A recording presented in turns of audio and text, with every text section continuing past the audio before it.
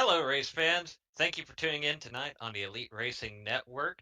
Tonight we have the JoinAPS.com Cup Series in one of its full-length races for the 2023 B season, the Din Decor Depot Bristol Night Race. Here at the virtual Bristol Motor Speedway, you heard it right, 500 laps here at the last great Coliseum tonight. I'm Zach Evans, hopefully joined later tonight by Alexander Nedd, working on some technical gremlins. You know how that can go sometimes. Dave Huckleberry pushing the buttons here. We also have Mark Murphy in race control. He'll be joining us throughout the night and sparing me from having to talk nonstop for the next 3.5 hours. As we see the track information here for Bristol Motor Speedway, looking at a temperature of 77 degrees right now. As we get ready for tonight's race, qualifying wrapping up, and I believe the field is starting to grid behind the pace car with qualifying complete. We'll see our starting lineup for tonight's event. R.C. Enerson, last night's winner in Elite's All-Star race, starting on the pole. David Tooker, starting second. Scott Crump, Jacob Adams, Chris Wright, rounding out the top five. Michael Hossack, starting sixth. Nick Massey, Chad Frankenfield on row four. Ryan Gable and Tyler Fody into Lake Norman Motorsports Machines, rounding out the top 10. Ethan Burrell will start 11th. Josh Robin to his outside in 12th. Jesse Racimas in 13th. Braxton DeWeese starting 14th. Matthew Weeks will roll off 15th. Justin Fortner 16th.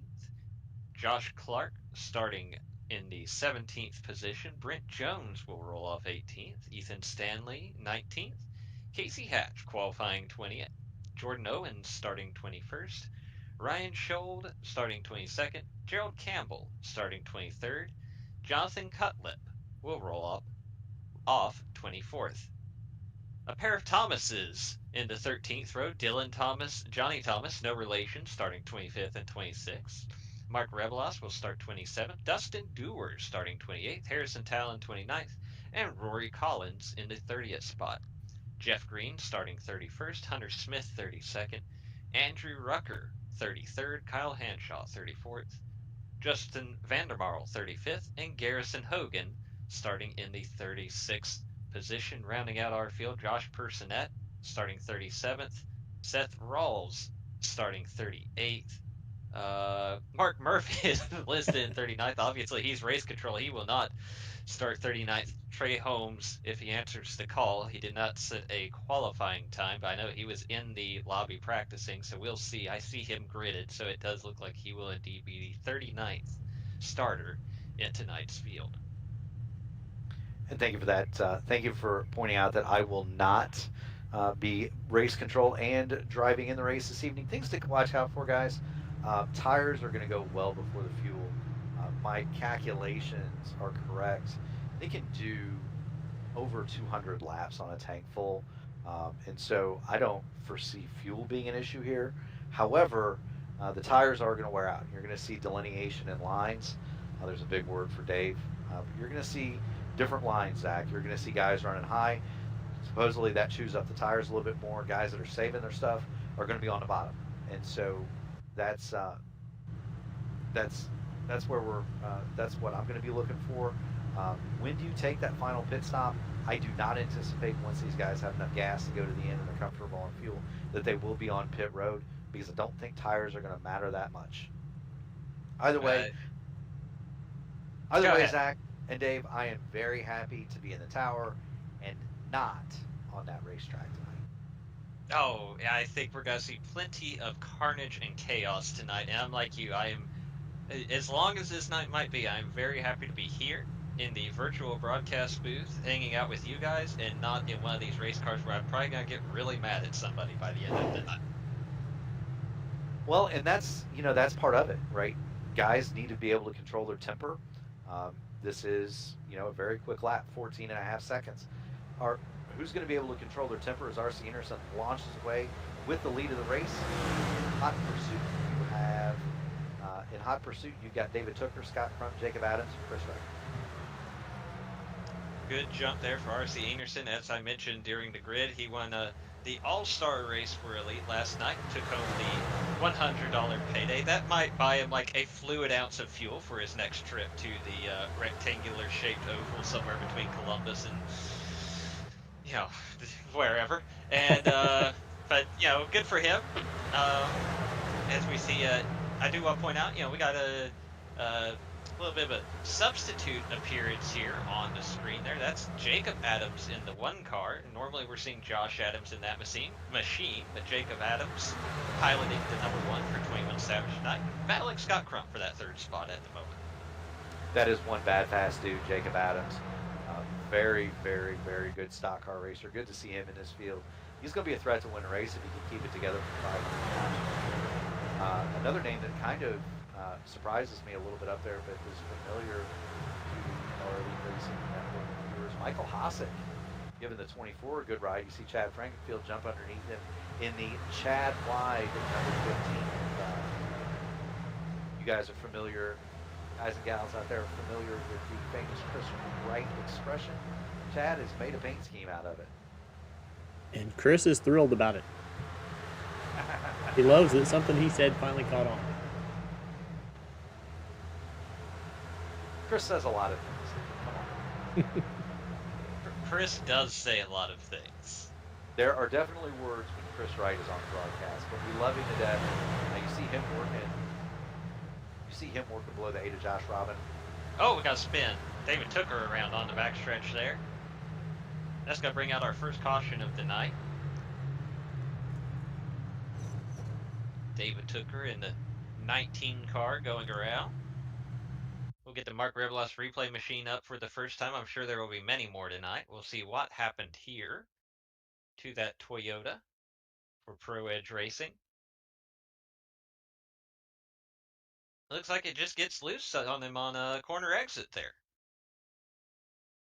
Little bump against the inside wall. Now, one thing I've heard from some of the drivers going in, we'll have to see what Tooker's bill is on this one, but I've heard that with some of the recent updates to iRacing and this car and this damage model, they are not quite as durable as they have been in the past, and that had an impact on the All-Star race last night. So something to keep an eye on throughout the evening. It looks like Tooker is staying out at the moment, so clearly he's not concerned with what he has at the moment, but something to keep in mind.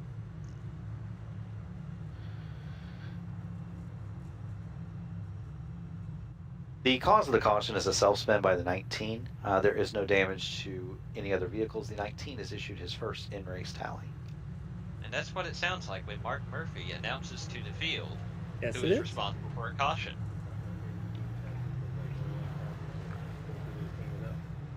As we look at R.C. Enerson leading the field here.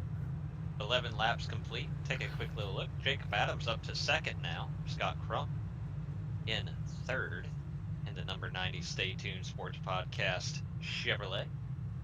Chad Frankenfield running fourth. There's the Chad Wide Wednesday we were talking about on the quarter panel of that car. And Tyler Fode running fifth in the Lake Norman Motorsports number 40. Michael Hossack running sixth.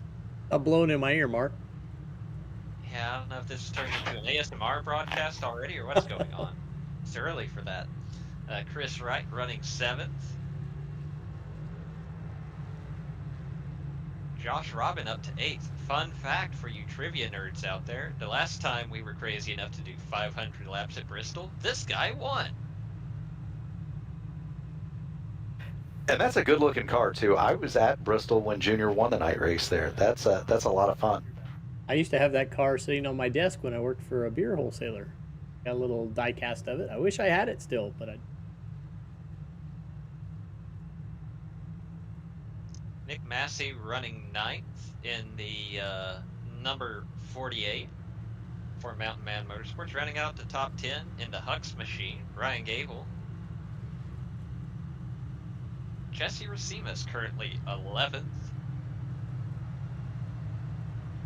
And it looks like we may be, let's see, this might be one to green here. We see the field doubling up, as sometimes they do that just in advance. But it does look like the lights are out on the pace car, so we should be getting ready to go back green here. We'll restart on lap 14 out of 500 here tonight. Looks looks like RC has opted to take the outside for this restart in car number 50. Pace car is off, and we are back underway. Now that top line is going to be the preferred line for most starts and restarts. That is the quicker way around here, Zach. It is definitely, according to my information, not where you want to go if you want to save the tires, but it is faster up there. We're going to see RC up on the top groove as he tries to edge away from Chad and Josh Adams.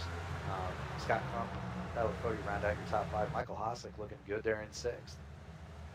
I turned a few practice laps before we got underway here in the test drive, and I'd have to echo that. I was probably 2/10 quicker on the fresher tires on the outside, but like you say, that's got to be harder on the tires. That's got to cause some problems as we see Chad Frankenfield trying to get up there and battle for the lead here with R.C. Enerson in that number 15 car, but got a little bit loose and had to settle back in line.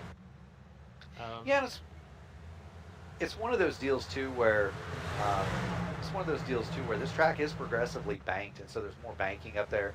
You carry a lot more speed, but it's going to chew up either the right front or the right rear, depending on how you want to approach that corner. A little bit easier on the bottom because you're naturally out of the gas. It gets harder to turn down there. Now, I don't think that really matters to RC. He's the pro here, and he's gonna be able to keep it up there as long as he can. The other thing that we're gonna have to watch out for here, guys, lap traffic. If you look at the ticker, they're already 7.5 seconds back out the back of the field. That's a half a lap already. So RC and Chad are gonna catch lap traffic, and it's gonna be how you navigate that traffic almost. It's likely gonna dictate the rest of this race. It's definitely got to be something to keep an eye on, especially if it plays out like the All-Star race last night. For those who didn't watch, I think we were all expecting, especially with $100 on the line, a much more chaotic race.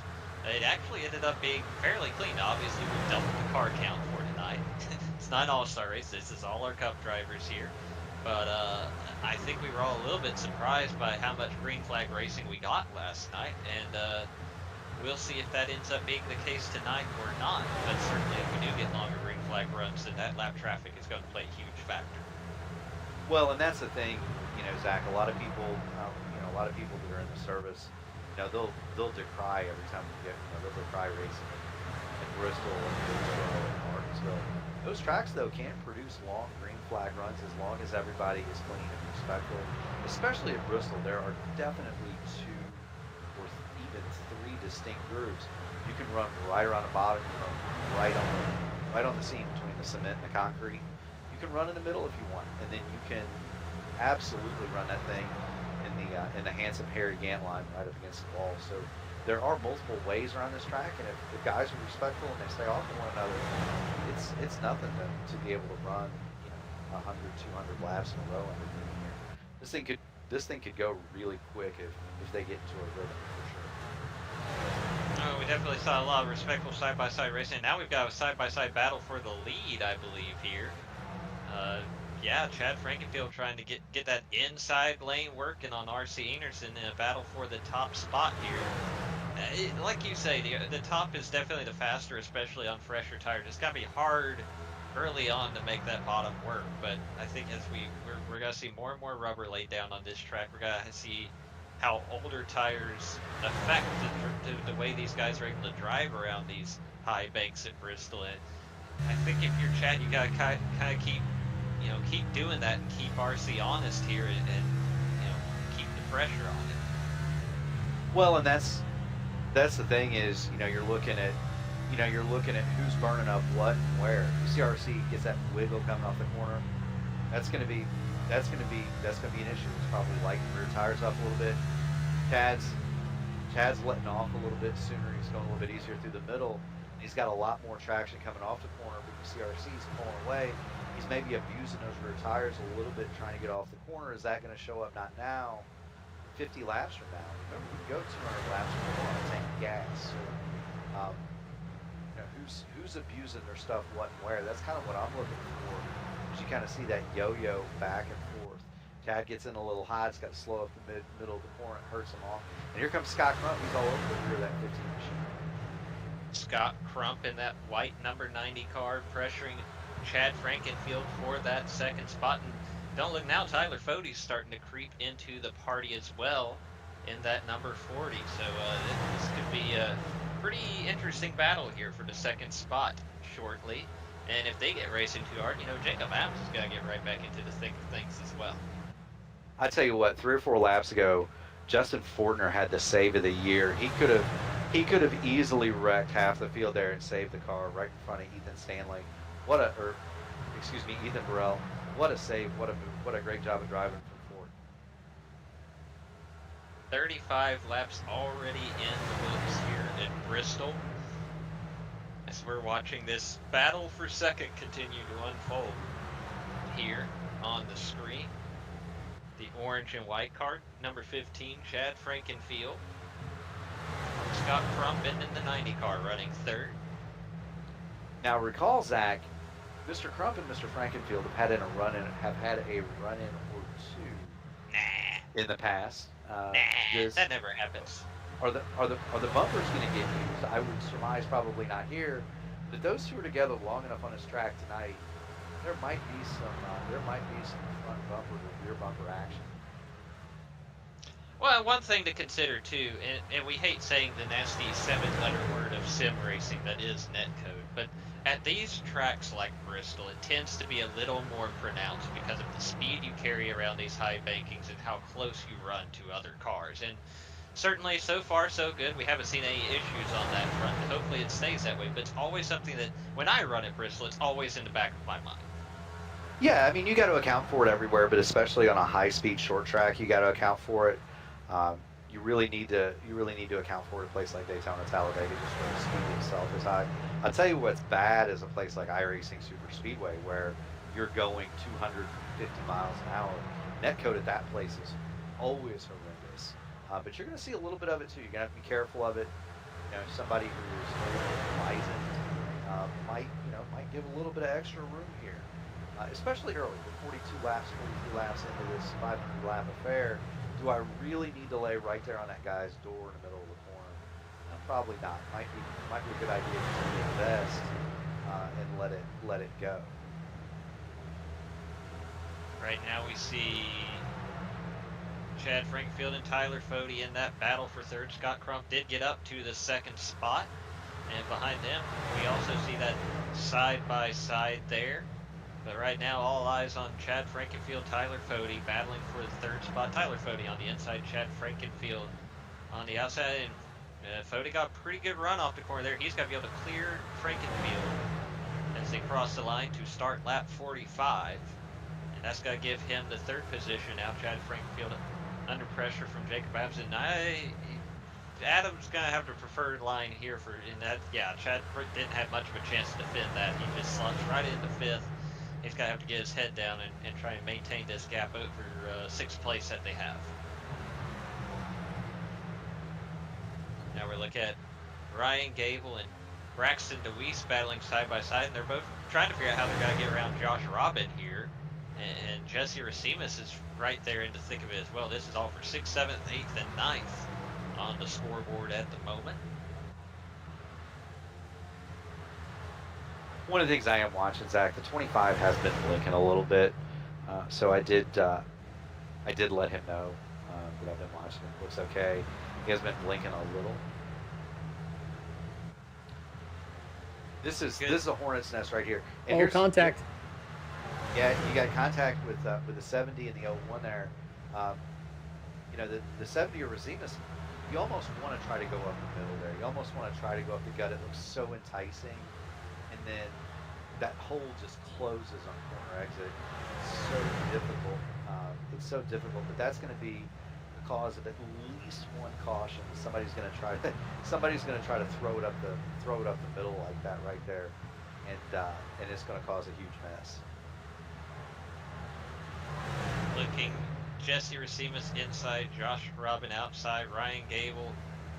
He keeps peeking down there as well, but he's thought better of it. And I think here Josh Robin has decided, you know what, I'm just gonna slot in behind these guys and cool off my tires a little bit and reset. I mean, it's so tempting to go get every spot you can right here, but we still have almost 450 laps in this race. And here we look at David Tooker.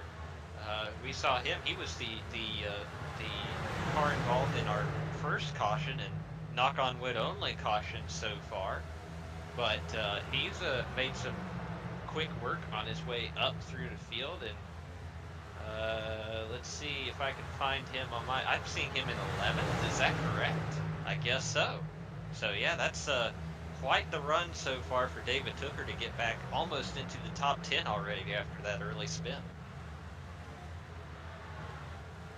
You know it is. I mean, Tooker's fast guy. He come in, he got himself some tires, and he's able to drive up through there. They got a fast car. He'll be all right. We're starting to see comers and goers. So got Crumps coming. Chad, he's started to fade a little bit. Same with Josh Robin. Those guys were up in the front, maybe used up their stuff, and now they're starting to slide backward. And that can be a punishment here. Again, if you can go 200 laps on a tank, yeah, you do not want to pit under green. That could make for a really long night if you burn your stuff up early here. And it appears as though at least a couple of our early front runners have done that. I think it's very easy, especially on this first run, to do that, because if you were expecting a bunch of if you're expecting a bunch of cautions tonight, and I'd say a lot of us were if we're being candid, you definitely would expect them to be front loaded with 40 cars on track, just not a lot of room for error. It was probably very tempting to go get everything you could on this opening run because you were expecting 5 cautions by now, right?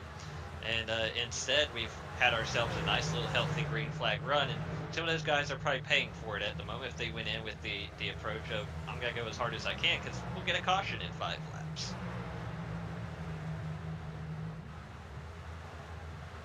Looking right now, that is Matthew Weeks and Ryan Gable battling for 8th. Matthew Weeks has got to try and get up there alongside Jesse Racimas for 7th as well. You're starting to see that inside line come in a little bit more as this run goes on, and I think that goes back to, like Mark was saying, the tire management that we've seen, how the inside line helps with that, and more and more guys running down there, that's helped, lay down some rubber as well, and certainly that's I think you're seeing that inside line become more and more viable as this run goes on. Seth Rawls, we saw on the screen, he has been issued a warning for blinking. That's another thing Mark has been talking to us about throughout the evening, and right now we see him on the apron, and I think that is him blinking. And one thing, obviously it's not going to matter a whole lot to him at the moment. It looks like he's about to call it a night, but you do see that solid blue line on the apron there in turns 3 and 4. Certainly one thing to keep in mind as we have pit stops tonight is unfortunately with real life at Bristol, you have the 2 pit roads, and under green flag conditions you only have to go down the pit road your stall is located on, but under caution you have to go down both pit roads. Limitation of iRacing, you have to pick one or the other and go with it. Green or yellow. Obviously more often than not our cautions are going to be under yellow, so Elite traditionally picks the yellow version, which is one continuous pit road that starts, entering the backstretch pit and exiting the front stretch pit. That's where you see that blue line. Seth Rawls definitely broke that rule there, but he's got bigger issues. He wasn't worried about that. He was just getting off the racetrack. But surely he was handed a penalty by the iRacing steward on that one. And that's what that blue line is for, to remind drivers, hey, don't enter here. You need to go around the other end and enter pit road. Yeah, and I feel bad about that. Poor Seth. I mean, poor Seth. He's doing the best he can, and he's not doing anything wrong. It's just one of those deals where his quality is dropping, and even though he's trying to ride around the apron, even though he's trying to ride around the apron, the car's still blinking up in the group. I mean, he's sitting on pit road blinking. Yeah, these guys are trying to get around the lap car of Josh Personette, and they managed to do it, but they went 3 wide. David Tooker had decided he didn't feel that frisky about it. He waits and just slots in here, and he'll work his way around. But Ryan Gable and Jesse Racimus there taking it 3 wide around Josh Personette. And now look at Jonathan Cutler, 5 car. He's going to try to get up here, and he's going to try to jump into the 8th spot. He's going to clear Ryan Gable here and move into that 8th position. Garrison Hogan now in the mix. We haven't talked about him much so far tonight, and he's up to the 10th position.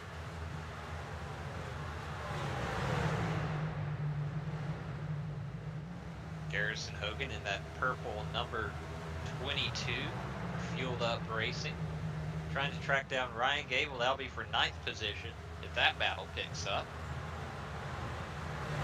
You know, the huge advantage of being in the booth and being in race control during one of these is that the lovely Miss Natalie just brought me a pizza.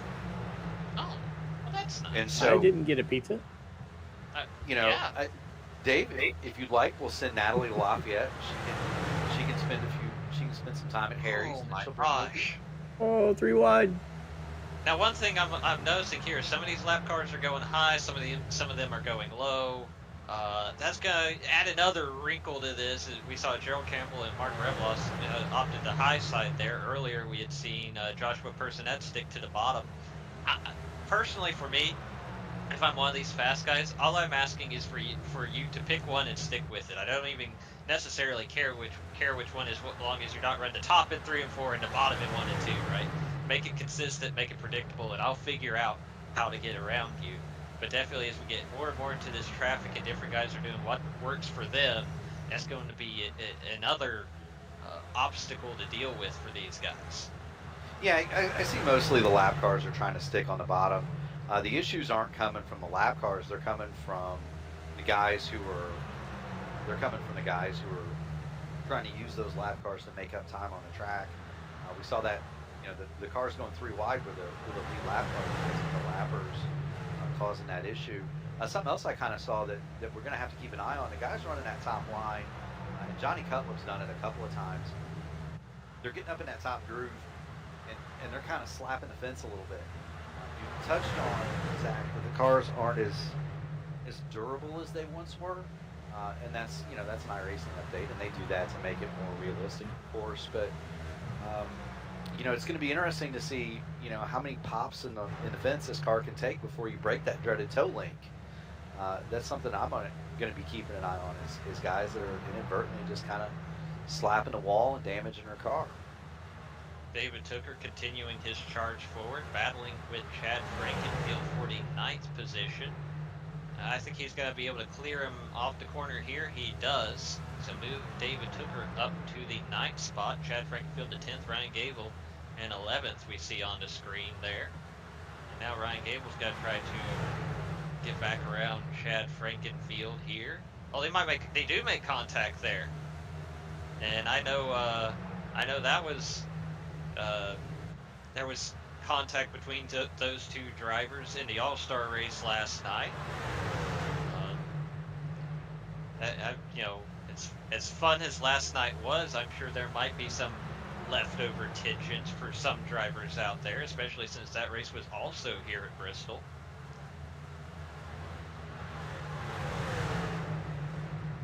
Trey Holmes in that 88 car. As now we watch Gerald Campbell, he's bringing his car to pit road. Yeah, I think he's had some contact over there. He's been kind of slow for a few laps. We also did have a report that the 30 was blinking, although Dylan Thomas doesn't appear to be solid on my screen. I have checked the iRacing telemetry. He's doing really well on the connection front, so no issues there. Poor Seth Wallace, his ping still continues to be over 500. I don't know if he's going to be able to get back out as Gerald Campbell does. So he's been in the wall a little bit, and he's going to go ahead and decide to park it. There's your leader, R.C. Anderson, still trying to work his way through some of this traffic, working to the inside of Jeff Green and tracking down Chris Wright. Now, Chris Wright is running in the 18th position, so already R.C. has lapped about half the field here in this long green flag run to get things underway here at Bristol. And let me tell you, obviously there's still more than 400 laps of racing, but that can really wear on you as a driver when you know so many guys are going a lap down. That's gonna make it just that much harder to get one of those precious lucky dogs later in the race to try and get back on the lead lap and salvage something here tonight. I mean, it can really feel like you're behind the 8 ball from the jump here. You have something weird going on. Well, so this. Hey, now we can hear you, Alex. So that's going to be the thing is the cautions are going to breed cautions, and you're going to have guys. Chris Wright's going to stay out. Obviously, there's a late yellow take away from around, try and get himself back on the lead lap, and you're going to have guys on old tires sliding around, running over each other in the back, just because they have to do it. And so it may not affect anything right now at the moment, but it's definitely going to affect the racing in the last 50 laps. Hey guys, can you hear me? Yeah, we can hear you now, Alex. Oh my God. Okay, I'm so sorry. I am talking to you through my Facebook, through my computer. It is very weird. We're trying. I just moved it, so we're trying to get this all figured out, but it's not working. It's hello. Yeah. Okay. It's so weird to have 3 different avenues to finally be able to talk to you guys. I've been able to listen in, but not here. So I'm sorry. I'm trying my best. That's all right. Okay. Well, we'll keep trying and We'll be here for another 400 laps. with this. So, All right. So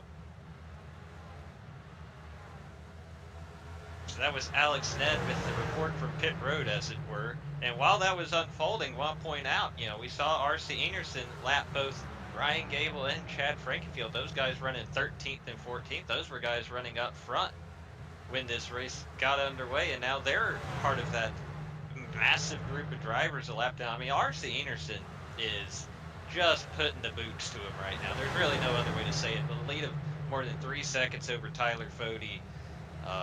Just a really impressive start to this race for RC. Yeah, he's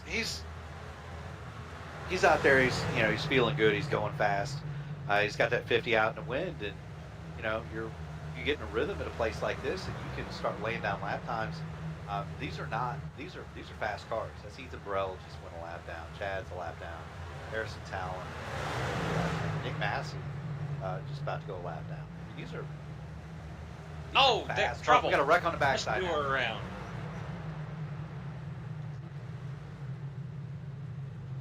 Our second caution of the evening comes at lap 103. If you had told me that before the race, I probably would have eaten a hat. But here we are. Dustin Dewar turned around. Looks like the car's all right, but it needs a hole to get back into traffic. Here we go. We'll look at the replay here. Oh, we got a stack up, it looks like. So he sees the stack up in front of him with Scott Crump and Jacob Adams, lifts a little bit. Braxton Deweese can't, either didn't see it or wasn't expecting to check up there. Gets into Dustin Dewar, sends him around. Well, that's great news for Mike Skinner. His racing incident, the ruling from race control here.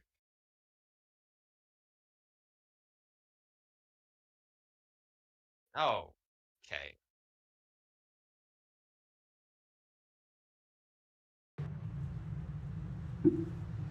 Well, we better take this opportunity to pay some bills while we have it. Yeah. And it's funny because we thought we wouldn't have. We thought we'd have plenty of chances. All right, we'll step away. We'll be right back.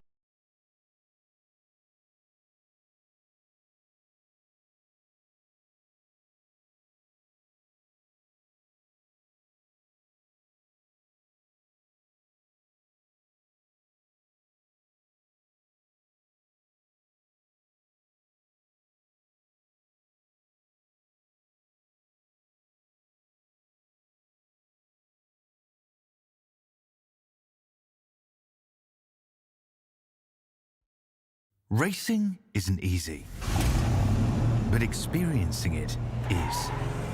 iRacing puts you in the driver's seat with the industry's leading sim racing game. Drive on laser scan replicas of the greatest racing circuits from around the world. Go head-to-head against other drivers chosen by skill-based matchmaking to ensure competitive racing at every level. Compete across all your favorite series. In officially licensed cars, engineered to deliver the most accurate driving experience possible.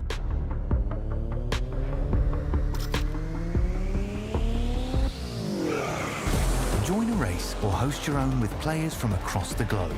Race against the computer or in a league with friends. Feel the thrill behind the wheel. Visit iRacing.com.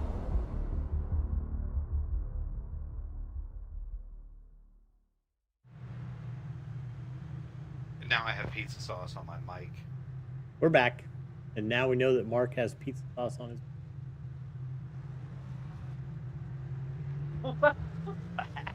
What you get for having pizza?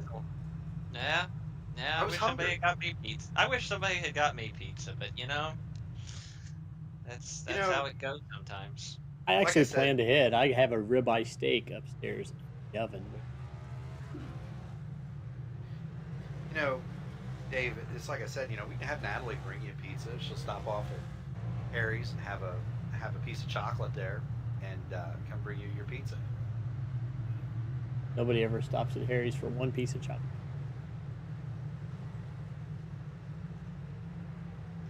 So, to catch everyone up on this wonderful autosport contest we've been having, RC Enerson leading the way. Long green flag run we just had, which is why there are 14 cars on the lead lap. Getting ready to go back green here on lap 109 with RC Enerson leading Tyler Fody, Jonathan Cullip, Scott Crump, Garrison Hogan. As the green flag is back out here in the Decor Depot Bristol Night Race for the Elite Cup Series. RC Anderson already jumping back out front. We watched this battle for second. Tyler Fody on the outside into 40. Jonathan Cutlip on the inside in car number 5.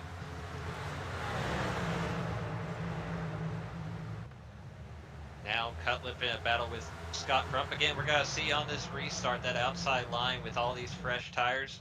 We have a caution out, our third caution of the evening. We'll see if we can figure out what might be the cause of this.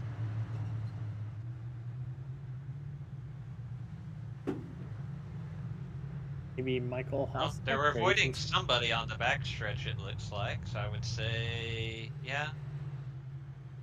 Let's see what that gives us. Replay machine. Alright, so I see we're looking at Michael Hossack is in the 24. Oh, something happened ahead of him. I think that was Dustin Dewar that takes off towards the wall. There he goes. Oh, and then Hossack's got to get loose trying to avoid. There's Ethan Stanley collected. And that's got to probably be what actually triggered the caution. We see Ethan Stanley kiss the inside wall. And now, does everybody get around Hossack all right? That looked fairly promising, but who knows? We'll get another look here. And there's where Dustin Dewar gets loose. That's his first tally. Obviously, he was in the last caution, but that was ruled a racing incident by race control. So that is, despite it being his second involved incident, it is his first tally.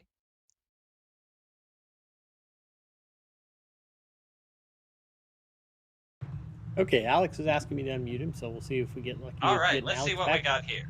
Let's see if we have Alex. Alex, can you hear us? Oh. We cannot hear Alex. He might hear us. We do not hear him.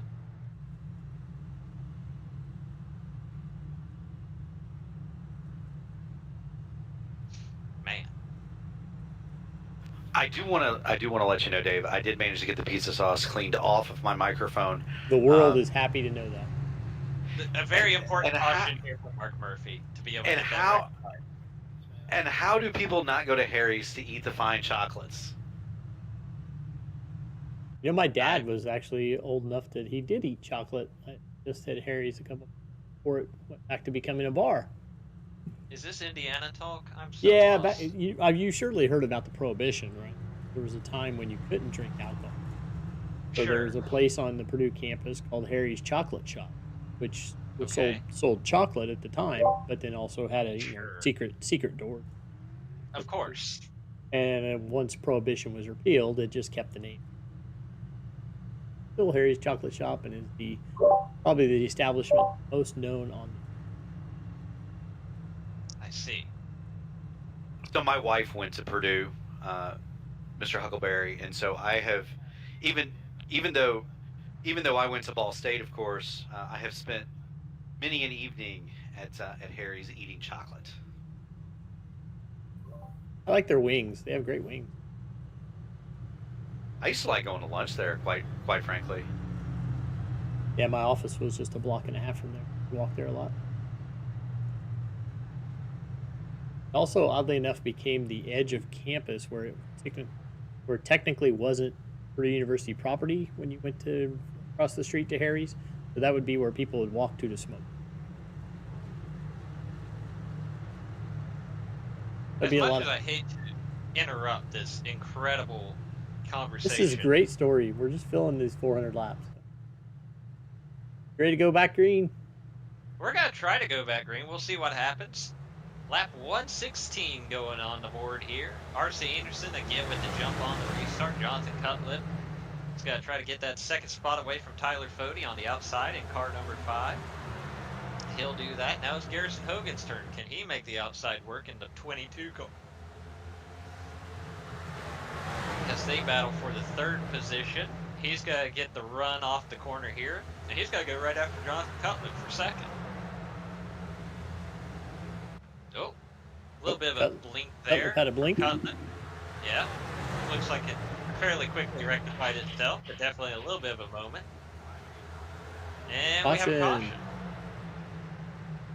We'll see what the cause was. Oh, that is Casey Hatch with a little bit of damage on the left rear.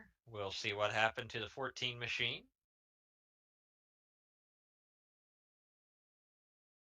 Survey says Harrison Talon's going to get loose, and there's the clip. And they're both going to slide into the wall. I'd say Harrison took a harder lick there, but definitely no fun for Casey Hatch there either.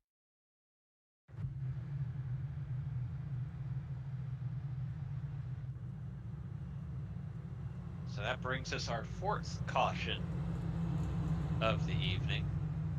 I can do a little. Let's read here. You do that. Join APS. APS offers a complete solution for all types of businesses that need to process credit card related transactions. Their industry specific solutions provide the best. Oops. Somebody just sent a message right in front of me. Provide the best options for your business model. They have experienced client service representatives who understand what your processing needs are. Our premier partners are TA Services. For over 36 years, TA Services has been a trusted domestic and international full-service third-party logistics provider, offering freight brokerage, managed transportation, warehousing and fulfillment, and cross-border logistics services to shippers around the globe. TA Services moves what matters to you. Let the TA Services team make ship happen for you. Blue Egg Marketing. Blue Egg is the marketing department for small businesses. We help businesses punch above their weight class. Blue Egg is your biggest fan. Finally, Worldwide Technology Raceway. Worldwide Technology Raceway is a motorsport racing facility in Madison, Illinois, close to the Gateway Arch. It features a 1.25-mile oval that hosts NASCAR Cup and Truck Series races and an open wheel series that we're not allowed to mention by name. They also have a 2-mile infield road course used by Speed Tour Trans Am, SCCA, and Porsche Club of America. On site, they have a 1/4-mile drag strip that hosts the annual NHRA Midwest Nationals event, and the Kartplex, which is the state-of-the-art karting facility. And our sponsor tonight for the race is Den Depot Decor, or Den Decor Depot. That's right, Den Decor Depot. And I'll see if I can look up their read and that to you. You know, you mentioned the NHRA Midwest Nationals at Worldwide Technology Raceway. Do you know when that is? I feel like it's coming up here pretty quick. It is this weekend. I was going to say, Huckleberry. I've been getting a lot of notices that it's there because I go to the Gateway IndyCar race. it is this weekend, part of the countdown to the championship in the NHRA. So hope anybody in the area can make it out there. I have never been to an NHRA event, but every year I say I'm going to go to U.S. Nationals since it's so Oh, close. you've got to go. You've And got to go. I want to You go gotta down go for to like the the big Friday mountain. night, like the Friday Night Thunder or whatever they have. Yes. So they were here in Charlotte at ZMAX this past weekend, but unfortunately I was out of town for work, so I did not get to make it. But love making it out to the NHRA events whenever I have a chance. We're doubled up for a restart. I'll have some other caution where we can talk more about straight line racing, I'm sure, but we're getting ready to go back green here at Bristol. RC Enerson lining up on the inside, Garrison Hogan to the outside. And that is a switch. It is. That is a switch. We see Garrison Hogan spin up the tires on the top line, and RC gets a great launch, and he will once again attempt to sail away from this field. He has had the dominant car. I believe he's led all 124 laps. Testing, 1, 2, 3. Falling back off the lead lap. But, Yes, we hear you, Alex. Yay! Finally! I'm so sorry. God. We're And you got- wrecking. We're wrecking? Hold on, Alex. Ryan Gable. Ryan Gable's around. So many things going on at the same time. I'm so sorry. Alex is back, so if you guys unmute him, you can hear him now. Yeah, I've got it. Okay. I am so sorry, guys. Through the move, we just had a bunch of things. I'm talking to you in my new place, but I'm using my fiance's headset that he uses for work. Pretty strong. I had to back you down from your usual. Oh, did you? Okay, I'm But sorry. you're good to go now. Okay, that's awesome. Woo! All right, what I miss is this our fifth caution contact between Chad Frankenfield and Ryan Gavel? It would be a good Yeah, guess. That is what happened. That is indeed what happened as we're looking at the Revlos replay machine. Ryan Gable going around here after contact with the 15 car. Race control deeming that a racing incident. Ryan's probably all right after that. A little He's bit the of only one contact involved, with didn't he? rear. Yeah. It looks that way, yeah. Have either of you guys ever been to Bristol? Not for a cup race. I have been there for races, but not for a cup race. It is wild. I couldn't even tell you what part of Tennessee it's in. It's Bristol, Tennessee. Well, I figured that much, Alex. Thank you very much. Like Well, Bristol, Tennessee goes from almost like the East Coast to the Midwest. So. That's true. It also goes into Virginia. Luckily, every time I drive through Tennessee, I'm going north to south, so it's pretty quick. Okay. It's so cool, though. So I am a veteran of more than a dozen races at Bristol. It is a really fun place. I do not enjoy the walk up the hill to get to my seat on the backstretch. No, that's fair. That's fair. I do not enjoy that, especially back in the Winston days. They always had they had the Winston tent at the bottom of that hill so you could get your free half carton of cigarettes. And then you'd have to walk up the side of a mountain to get to your seat after you just got a half carton of free cigarettes. Oh my gosh. So that was fun. The other part is there's no place to really stay. So we usually make it a weekend and stay in Pigeon Forge and drive in and out. That's true. I remember we had to drive. I got pulled over one time because I didn't know how to turn the lights on in my rental car. So I was driving with no lights. I thought they were on, but they weren't. Now that's no fun. One thing I do recall vividly from going to the spring race in Bristol my freshman year in college, which, good grief, that was 24 years ago, is my dad So going to the race and then leaving and driving through the mountains of eastern Tennessee, basically in the middle of the night, trying to get me back to Muncie. I pulled up to my 8 a.m. Political science class, still wearing the same clothes that I wore to the race the day before. Mark Chad yelling at you. Green flag back out, lap 131, and RC Anderson back on the loud pedal.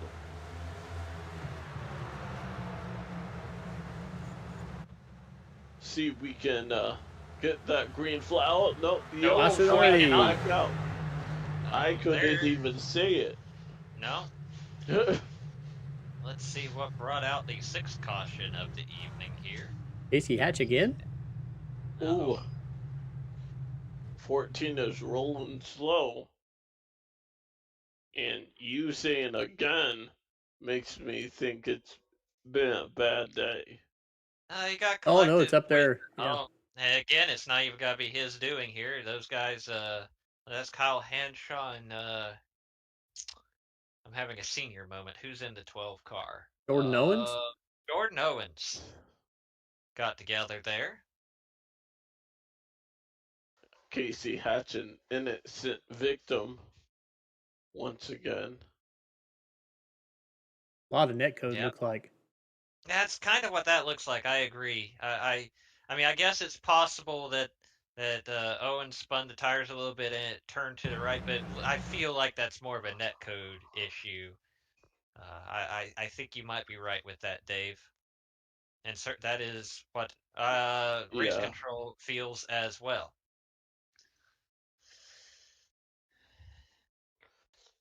Now, I'll be the one to ask because I'm done with iRacing. Does netcode occur? Does that help or hinder you damage-wise? I mean, it depends. It really depends, because obviously, like, at the end of the day, it's definitely a negative if you have an incident like that, right? Like those two guys were not making contact, and instead they made contact and crashed. But it can go the other way too. There are times where netcode gives instead of taking away. You might be trying to miss a wreck a guy, especially you go to a place like Talladega and there's cars flipping or whatever. A lot of times, that's really where it gets very hard to predict where a car is going. So there might be on your screen, you just plow right through a guy, and you'll literally drive through him and not have any damage whatsoever, because on your screen you just T-boned that guy, but on his screen he flipped over you or whatever. And so it can go either way. Good enough answer. I still wouldn't want to be in that predicament where For sure. netcode would. All right, cars that are having a good day so far as we near the 1/4 of the scheduled race distance. Jonathan Cutlip is looking pretty strong in third place. Jonathan Cutlip, I mean, you talk about guys having a good day. So RC Anderson started on the pole, and he's been kind of leading the charge on this thing. But Garrison Hogan has picked up 34 spots since the start, and Jonathan Cutlip has picked up, well, right now, 21 spots if he lines up third. Yeah. So 21 spots since the start of this race. So those are definitely two of our hard chargers so far tonight.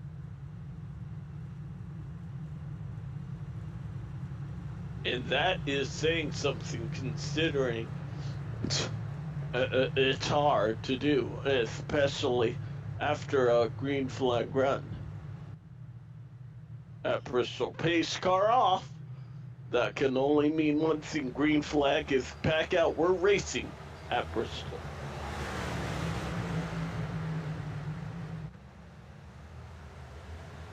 Ooh.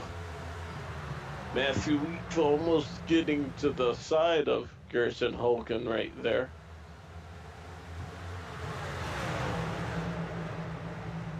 That outside line is really proving well. Yeah, on these fresh tires or early on a run, the outside is definitely the dominant line, but as the run works in, we saw more and more guys move to the bottom. The bottom is definitely better for tire saving, But if you're just looking for raw speed on these restarts, the top is definitely the way to go. We'll see if our leaders change their line the longer this run goes.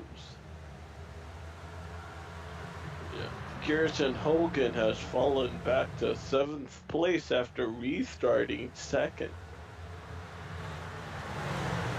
David Tucker, he was involved in our first caution of the night, but we saw him in that long green flag run get back up towards the front of the field, and here he is running 4th and working around, trying to see if he can find a way around Scott Crump for 3rd.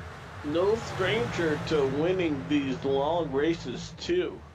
His last race was the longest race. His last win was the longest race, I believe, in 2022. The Coke 600.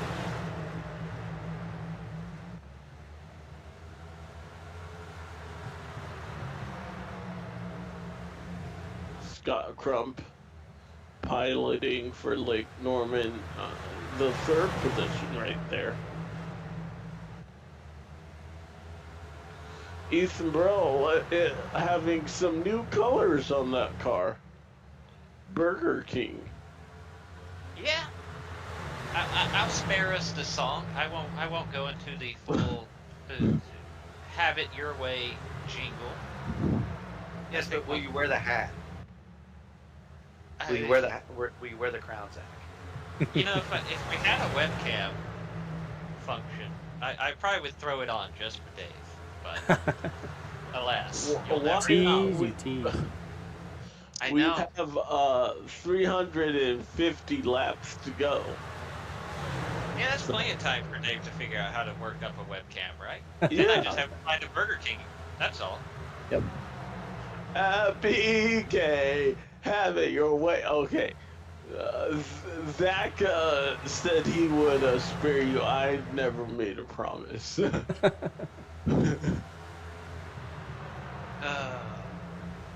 We're not even halfway. I know. I'm sorry. I'm sorry. You know, that's always a good sign. It's always a good sign, fellas, when you're this punchy. 351 laps to go. Yeah.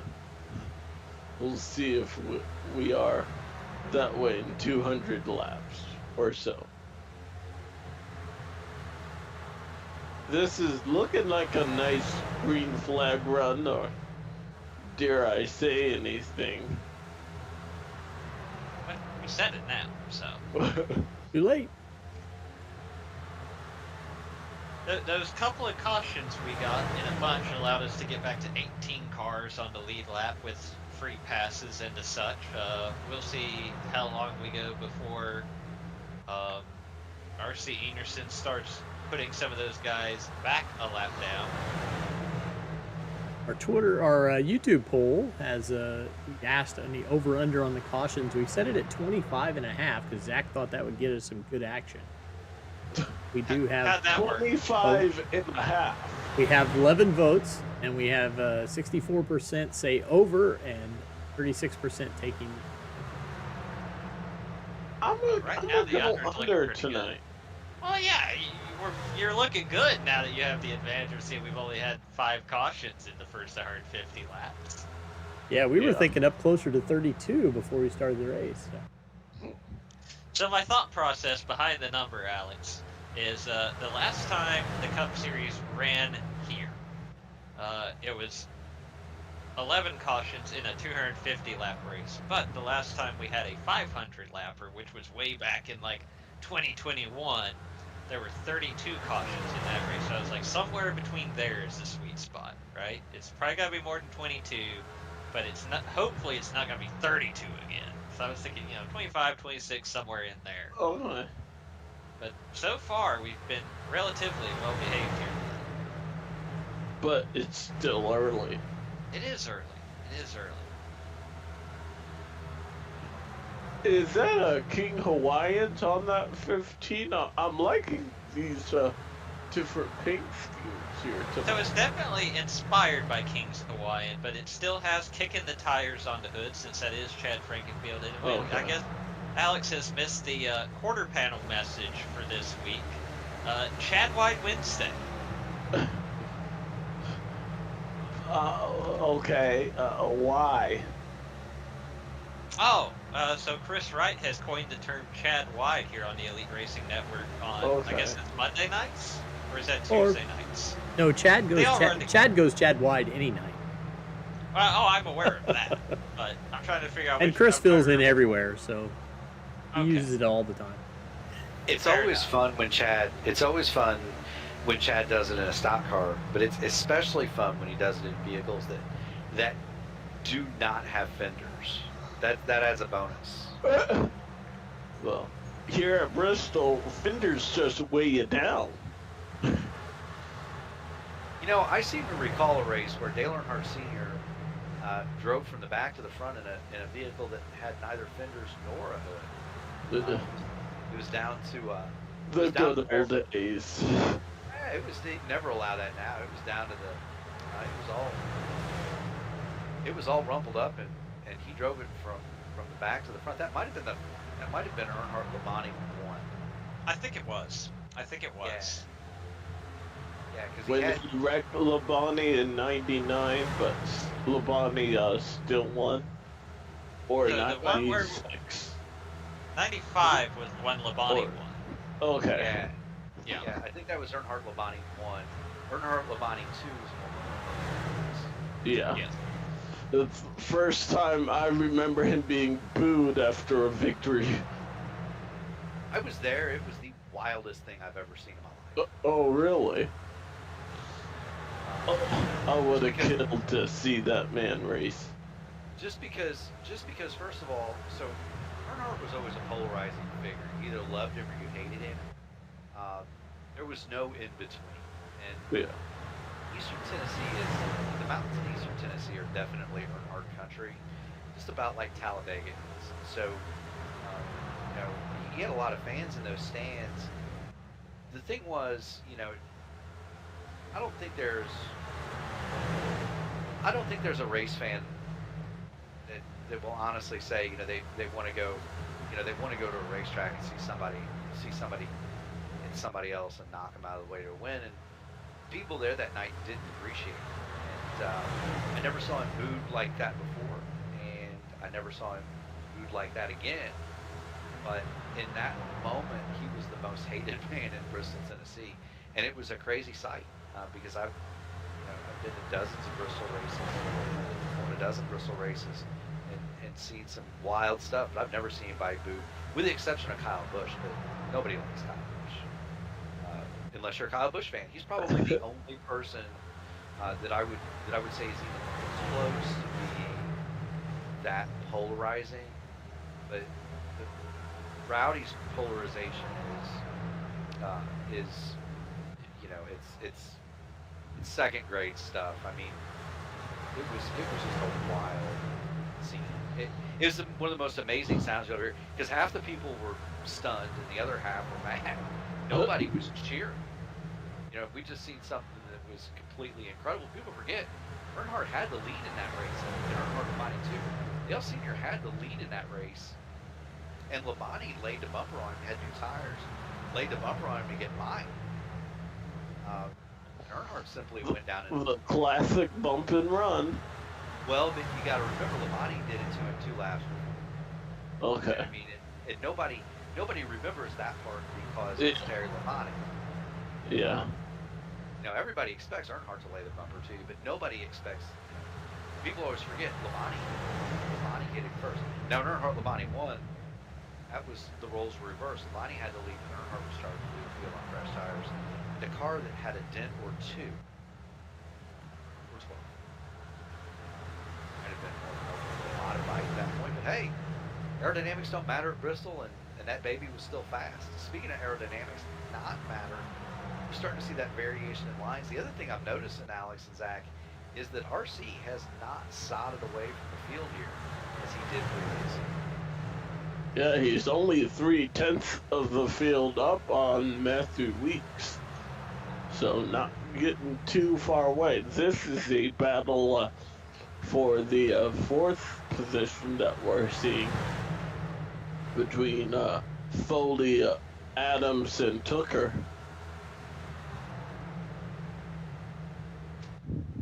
And and one thing to keep in mind also here, if we were to get a caution here in the next few laps, right now your free pass spot is Ryan Gable in that 01 car, but obviously if this run keeps going on and on, we're probably, I guess RC Anderson's getting to the point where he can see Justin Vandermarl through his windshield, and that's gonna really shake that up because once we Ryan start Gable is currently Justin Vandermeer's biggest fan.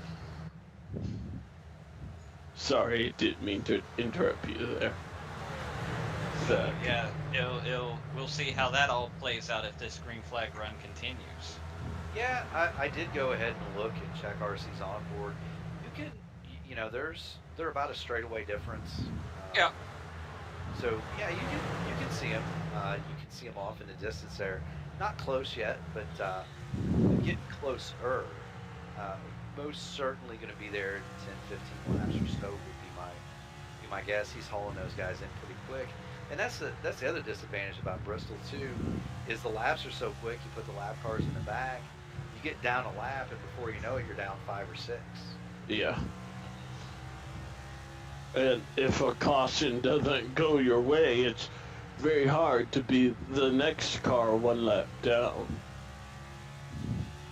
Oh yeah, I mean that's the battle that all these guys that went a lap down on that early green flag run are going to be fighting now. And there's some fast cars in that group of competitors. We talk about Ryan Gable, Ethan Stanley's a lap down. Josh Robin won the 500 lapper a couple of years ago. He's a lap down. Dylan Thomas is actually he might be.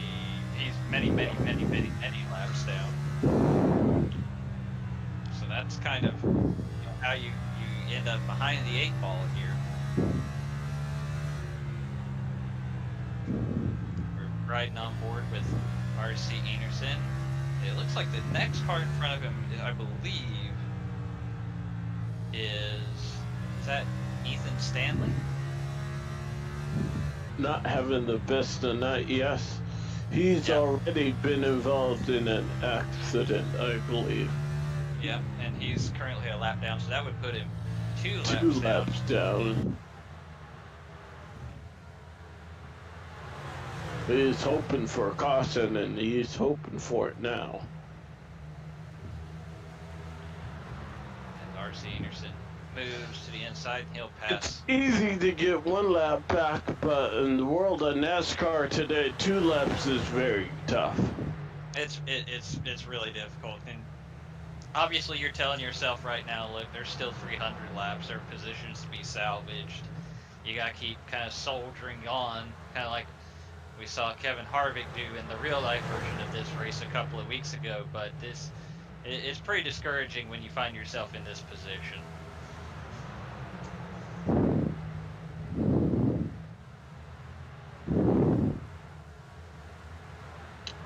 Alrighty. So RC Anderson continuing to lead. You see Tyler Foldy and Ethan Burrell. That's a battle for 4th and 5th. You have to wonder, are these guys just saving their tires currently? And how big are tires here at Bristol? No, we definitely saw it play a huge factor in that first green flag run. And I think a lot of guys learned their lesson from that first run. I mentioned, probably there were several drivers who went really hard expecting an earlier caution the first time around. And maybe that's where you're seeing guys like RC not stretching out their lead as much as they did last time. Ethan Stanley almost in front of the leaders right there. He captures it up. Yeah.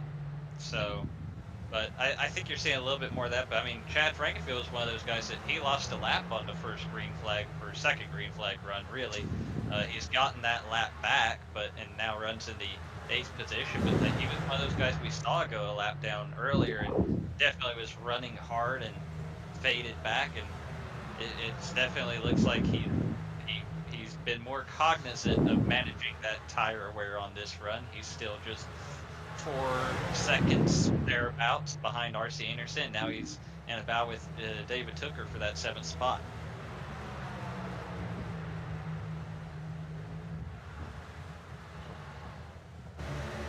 currently see Jonathan Cutlip and David Tucker battling.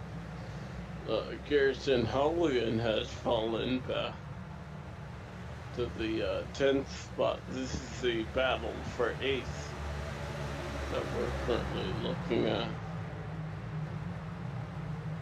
Chad's having a good day. Well, there's still plenty of time for some Chad-wide shenanigans to happen, but right now we're staying in battle with Jonathan Cutlip. He's got to move into that 7th spot as we cross over 200 laps. 200 lap mark. How do racers prepare for a long night like tonight? Oh, God. So the first thing, Alex, you don't want to do is what I did the night before my first Elite 500, which is drink a pot of coffee. You really want it. For me, it starts with the preparation for something like this would start the morning of, which means you really limit your fluid intake. You want to make sure that you get your bladder through a 4-hour race. I mean, that's, people don't think about it, but that's a huge challenge. And here, even if you get a yellow, you're not going to be able, like, if you're in Michigan or somewhere, okay, if you really got to go and you get a yellow, you can leap out and go to the job. But here, that's not an option. Right? So Yeah. For me, it's managing the fluid almost. And some of these guys, you're going to hear it invariably at lap 400. Somebody's going to be mad because the caution came out and they've got to go. They got to go. Yeah. We need a new topic, guys. No, that's fine. No, we can't talk about this now. We got to sit here for. I have to sit here for another 300 laps. Don't talk about this. You know what? That's a fair point. If somebody has the waterfall, Stop it. thing, But yeah, I mean that's definitely a very important part of it. And another thing too is you've got to make sure, as crazy as it sounds, a lot of it is mental, and a lot of it is making sure you're comfortable at the computer. The first time I did the official iRacing Coca-Cola 6 or World 600, Coca-Cola 600, whatever you prefer to call it. At that time, my quote-unquote setup was a folding chair at a computer desk. The first thing I did, the weekend after running that race, was go order a gaming chair on Amazon because my bony little butt couldn't handle 400 laps in a folding chair. So, it's little stuff like that. yeah, it's the other thing too, Alex, that I kind of like is too. You ever driven long distance, like for 10, 12 hours at a chunk? You know what I mean? Where you're sitting there and eventually get a long green flag run like we've been under green now for 80 laps or so. When you get a long green flag run like this, I mean, I call it, you kind of get it almost it almost lulls you to sleep. And so that's a challenge too. Like for me, if I'm at the big rectangle between St. Louis and Columbus, if you get one of those, you stay under green for 100 miles or something like that, 150 miles, it almost lulls you to sleep. Maybe not as big an issue here in Bristol because you're constantly coming up on the next corner, but if you were at a super speedway or something, it almost does, if you're in a long green flag run, kind of make you sleepy. I don't know if Zach, you've ever noticed that. So, as someone who just this past weekend drove to and from Pensacola, Florida, from Charlotte, North Carolina, I'm getting a little bit of the Vietnam War flashbacks going on in my head at the moment. Yeah, that's especially since that includes a drive through Atlanta. That's no fun. That's no fun at all. Nah, we're going to Disney World next month, so I'm not. Atlanta is, let's see, 12 hours from here, so I'll be getting to Atlanta about noon I'll be getting to Atlanta about noon on a Tuesday.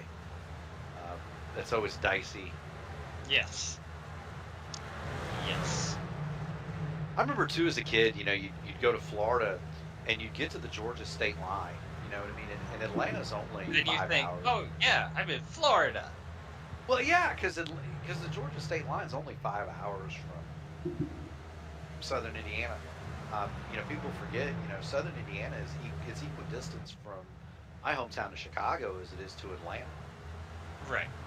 And so you get to the Georgia state line, and you say, man, we're almost there. And then you forget it takes 12 hours to drive through Georgia. It's the longest state ever. So I know it doesn't feel even that long ago. I was like, hey, Ryan Gabble, he's in the free pass position. He's now 2 laps down. R.C. Enerson is just mowing through this field. I just overheard over the driver chatter. Andrew Rucker he was going a lap down, wondering how on earth R.C. Enerson can still go as fast as he's going this late in a run. Andrew Rucker, another guy, going 2 laps down. So it's been one of those nights so far. Matthew Weeks is hanging in there. He's hanging tough, looking for his first win of the season here is Matthew Weeks, defending champion. But Chris Wright about to go a lap down here. I mean, there's to respond to whoever asked RC how he could go that fast and save tires. Well, he's the only one of us that has raced in the real 500 miles of Marion County. So there's a reason for that. You know what I mean? Yeah. I will say this, man. Drivers are a different breed. I like to go to this. Have you ever been to the go-kart GoPro? It's owned by the people that own Trackhouse.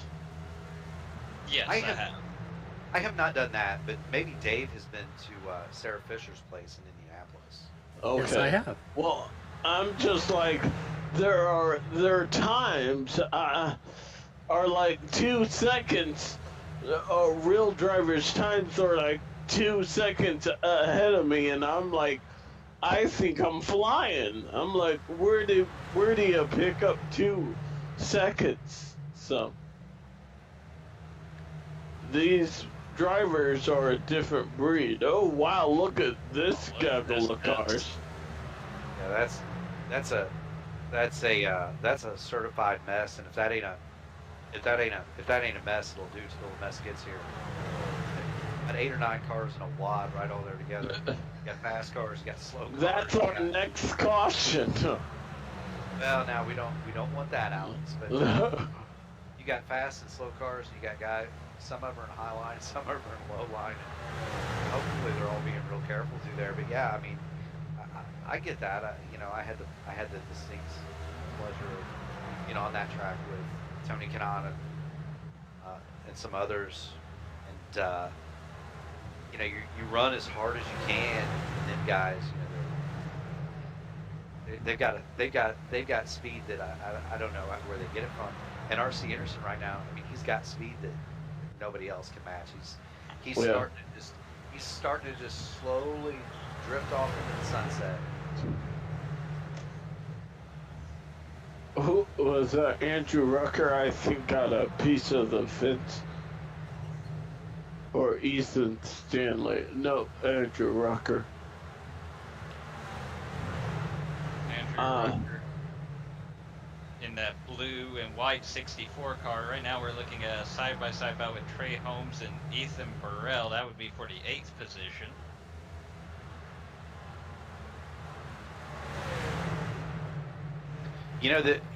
Guys, the old Clint Black song, "Seeing Nothing But the Taillights," comes to mind right now.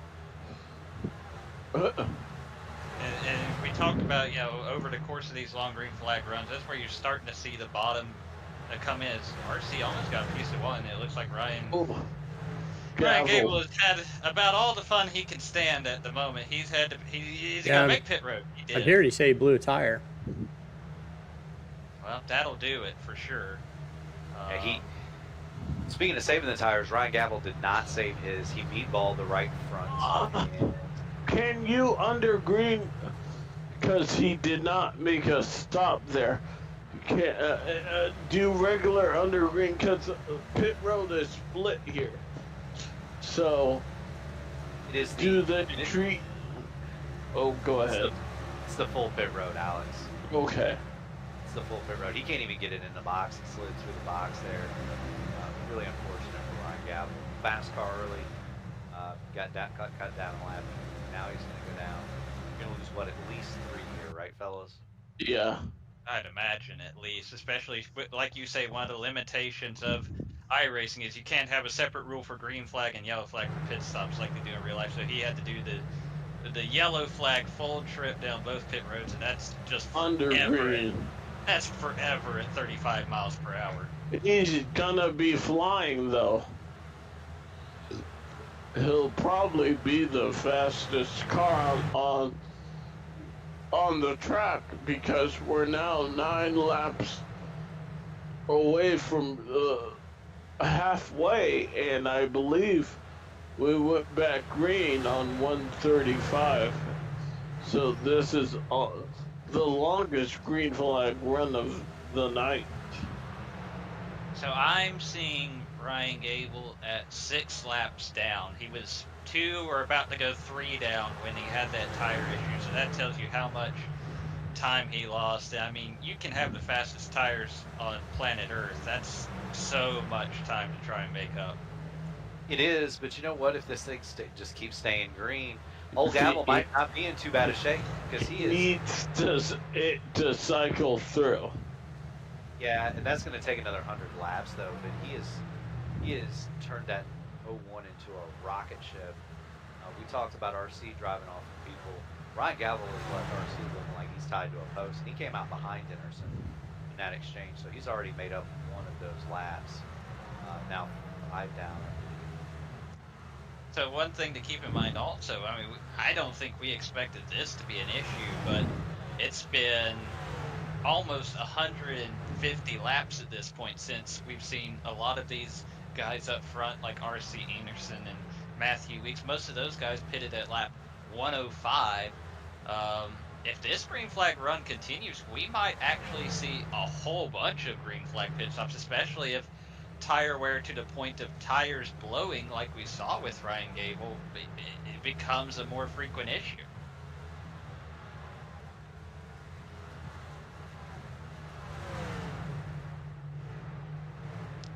If I remember correctly, we talked about it a little bit, Mark. We were probably talking about fuel being roughly 200 laps, but tires were going to definitely play a bigger factor in that window. So I don't know if going that full 200-ish laps is even necessarily a viable move. No, and we got another call for a guy with a guy coming to pit road with a meatball. Josh Robin on pit road. We've got others coming. That appears to be the that's Josh Clark. Harrison Talent on pit road. So we'll see. Casey Hatch coming to pit road. I'm seeing him with actually that might be separate. I'm looking at the wrong guy. But I think you're gonna see that might be a more frequent issue we start seeing. We're past halfway, which makes this race official. Bring on the rain. So if we get an event like last night, are we done? Or was that a couple nights ago? We've only Monday night, wasn't it? Cautions, or 6 cautions, right? Burrell coming down pit road. All right, green flag pit stops at Bristol.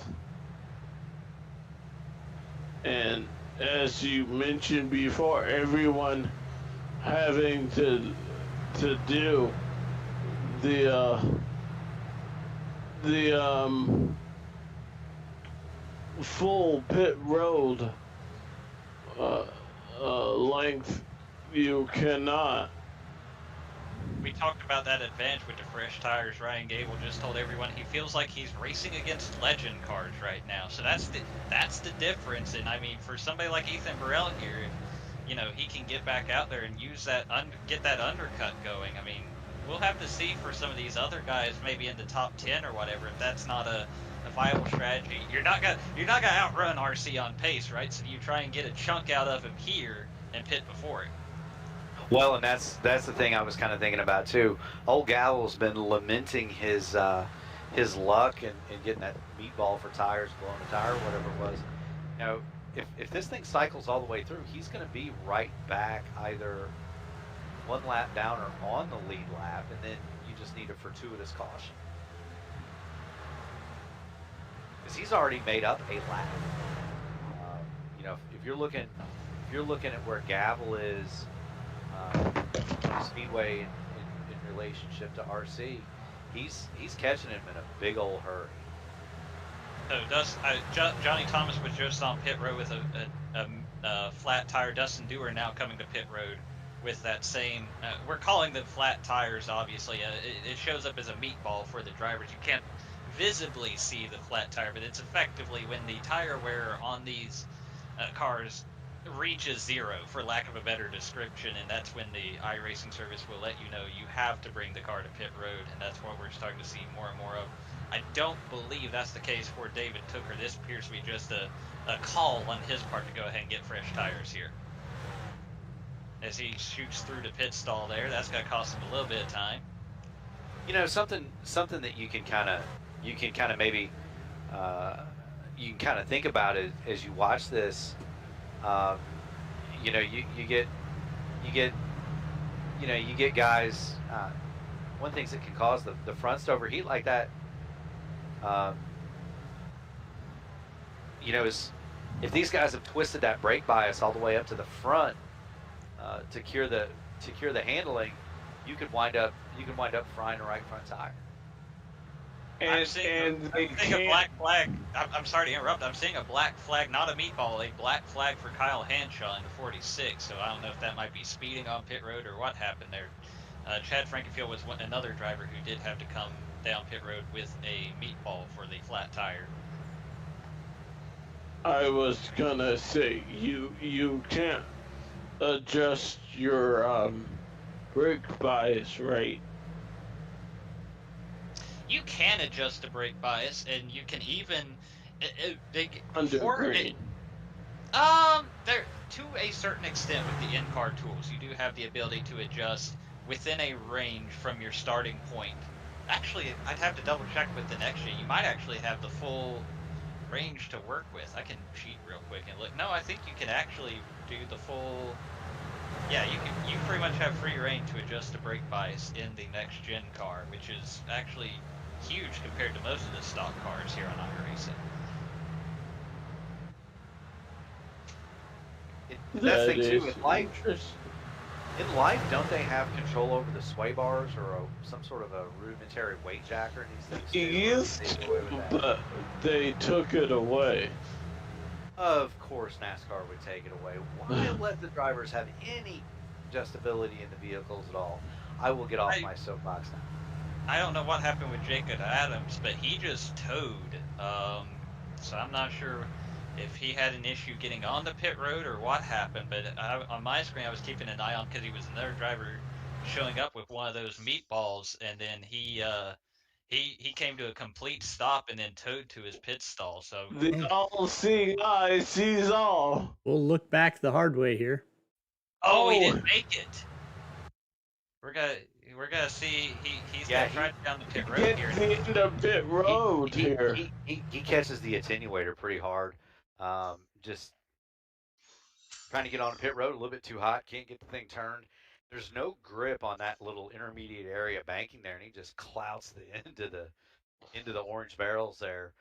If that is a shame. It is, and if that would have been real life, we'd have had a splash. Thankfully, in the sim. No, no rainfall from hitting the orange barrels full of water.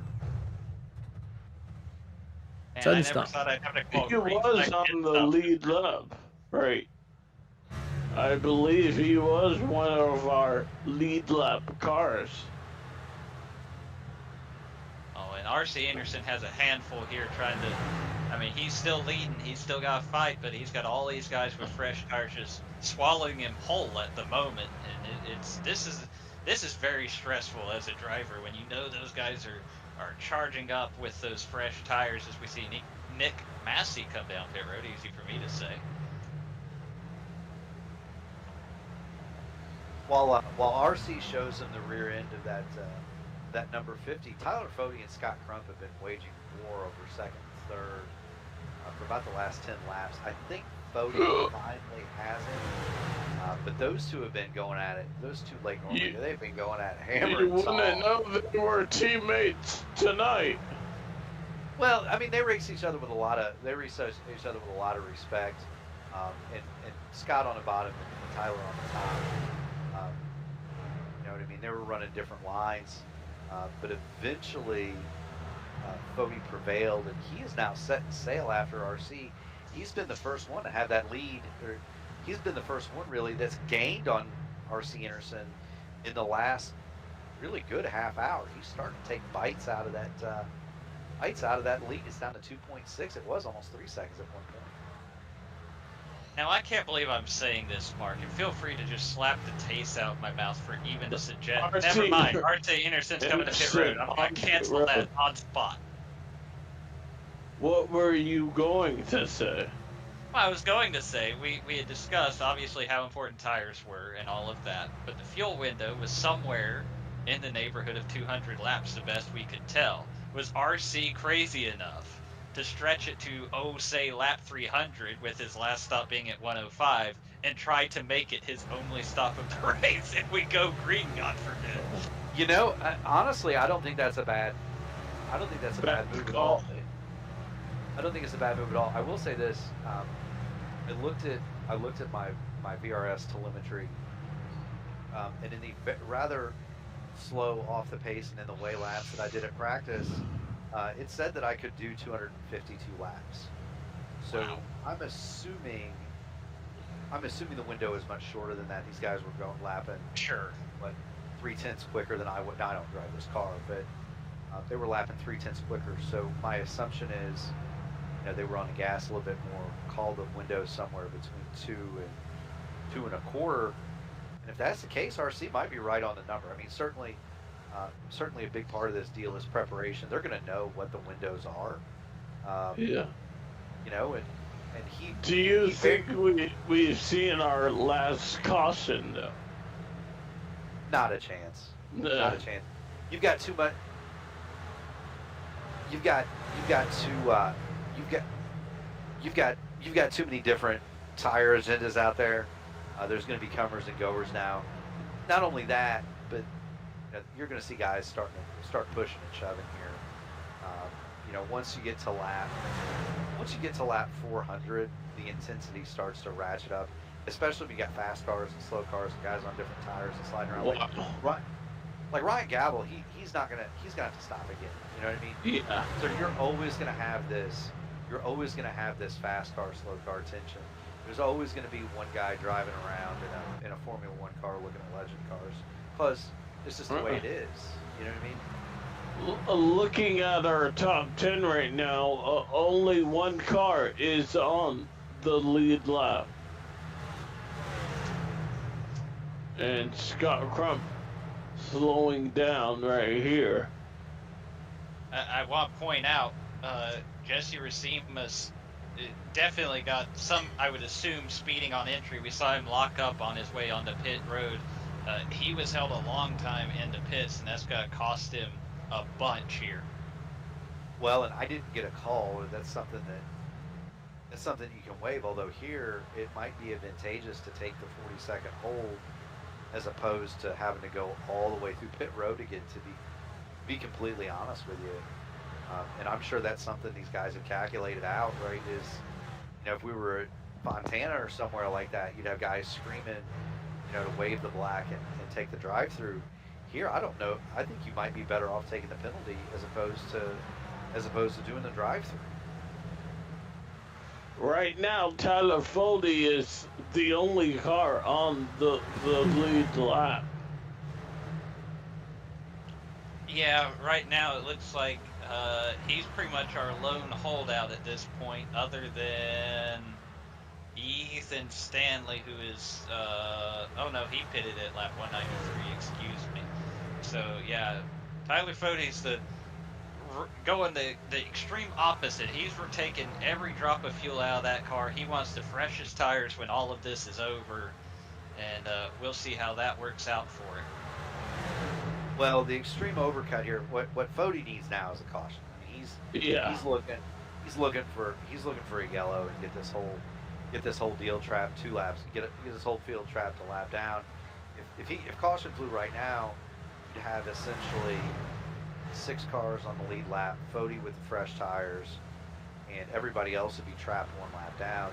That's what he wants. I don't think the extreme overcut here is going to work because, when you look at how fast, well, he's coming in now, but talk about the difference between fresh tires and not. I don't know if I would have wanted to stay out there. I mean, it's over a second a lap different, second and a half a lap different. You see Fode come on down pit road. Dak, what are you thinking about that type of deal?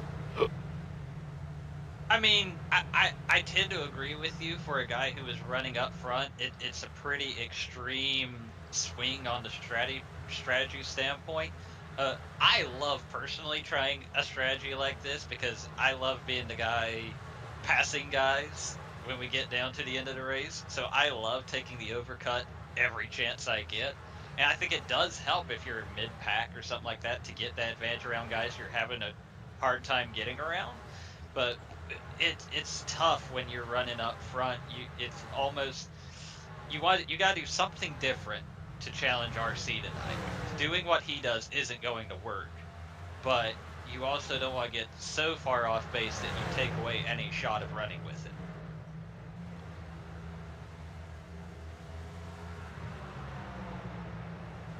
With that pit stop, Matthew Weeks is our leader. Matthew Weeks leading the way, and we see that second place car of Ethan Burrell, the Burger King car, hanging out there, trying to close the gap.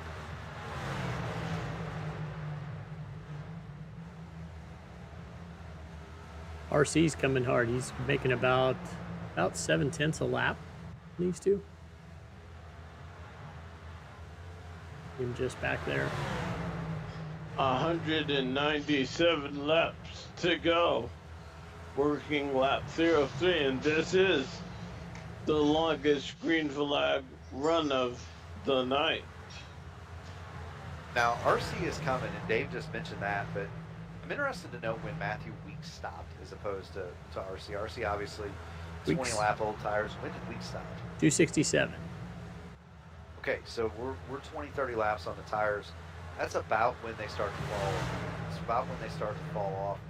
Odie, by the way, went from running second in that deal when RC stopped, tried the extreme overcut. He's now a lap down, friends, in 13th. So you get a caution now, you're still going to have 7 guys on the lead lap. Tyler Fode and Scott Crump with that extreme overcut will not be among them. Yeah. Scott Crump currently holds the lucky dog position when we called it that. Odie's looking to be about trouble maybe on the around. front. Ryan Gavel is around. Oh, caution! Ryan Gavel brings out the yellow flag for the 7th time tonight. Let's see what happened here. Oh, did Chad get a little Chad wide here? The 15. I don't think that one's netcode.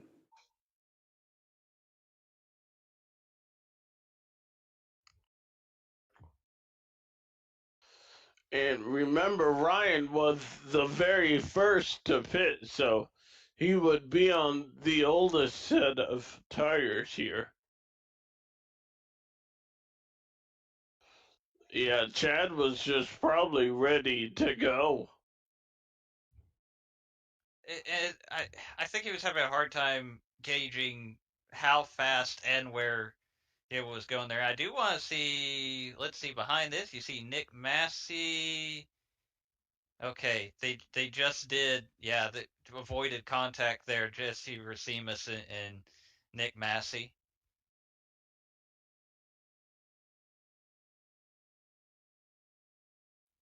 Yeah, Chad's checked up a ton here. You can see trying to make sure he doesn't get into Ryan, and then I think he thought Ryan was going to push up the hill a little bit more there, and he'd be able to shoot the gap, and just barely contact Yeah. there. We'll have to see how race control rules that. I'm very curious myself. The cause of the caution is a racing incident, no further action. Well, there you have it. How many cars are on the lead lap? Well, we'll see. Obviously, everybody on the lead lap there just pitted, so we're gonna see how it all cycles out here. They can make it to the end technically. Oh, I think we've probably reached the precautions portion of tonight's programming. I think we're done worrying about that.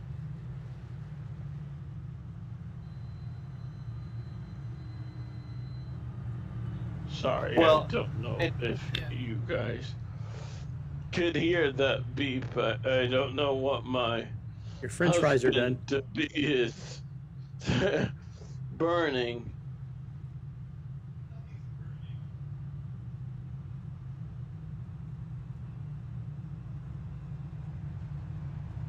There is plenty of room on Chad's fender. He could put racing incident right underneath the Chad wide. Oh, nobody. Now I'm sorry. I'm trying to eavesdrop. Now that they guys have a chance to actually collect their thoughts and their breath, they're having a very lengthy conversation to talk about that green flag run and everything that happened within it. Okay. 312 laps complete here. Have 11 cars on lead lap. Chris Wright going to be the last one. That is what I'm seeing. Is it looks like the lights are out on the pace car. I'm afraid we lost Alex to stop the beeping noise. But we're back. Had to go put out the fire. Oh man, you don't want the new place you just burned into to move down? That would be really weird. Burned into move down. Burned into move down. That's a country song, I think. Anyway, Matthew Weeks is leading. That's not R.C. Anderson. What happened here? To be fair, R.C. Anderson has turned this entire race into a Clint Black song.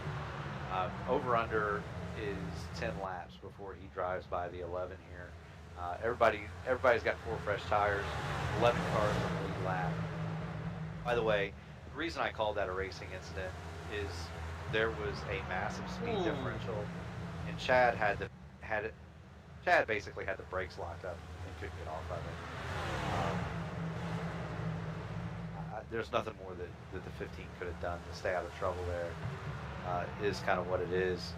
You see Ethan Burrell, or is it Ethan Stanley? It's one of the Ethans slow on the bottom, and he hits the attenuator. The 92 just destroyed the pit, destroyed the into the pit wall. It didn't bring out the yellow though. Well, he alt F4'd, Alex. The 40 have a chance. Got out of the session. Yeah.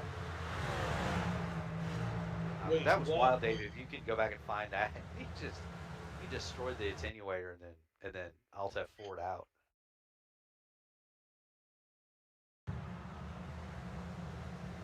Can't even find him on the track yet. Guy, I remember running while working for NASCAR last year's Xfinity Series race between Austin Cindric AJ Allmendinger. It was the best finish of the year, but I just remember running through the middle of the hauler of those haulers.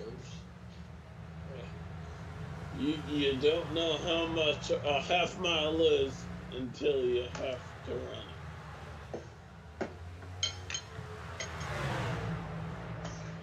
There we see Matthew RC. Weeks in front of RC Anderson. This could get dicey.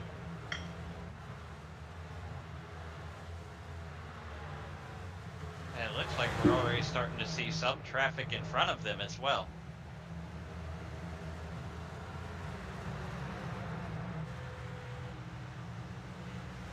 Oh, hello, friends. That's Justin Fortner, Mark Revelos, Andrew Rucker. Justin Fortner says, nah, I'm good. I'll be down here if you need me. And there's RC to the lead as Matthew Weeks got held up a little bit there behind Andrew Rucker, and that's and Rucker gets a piece of the wall there.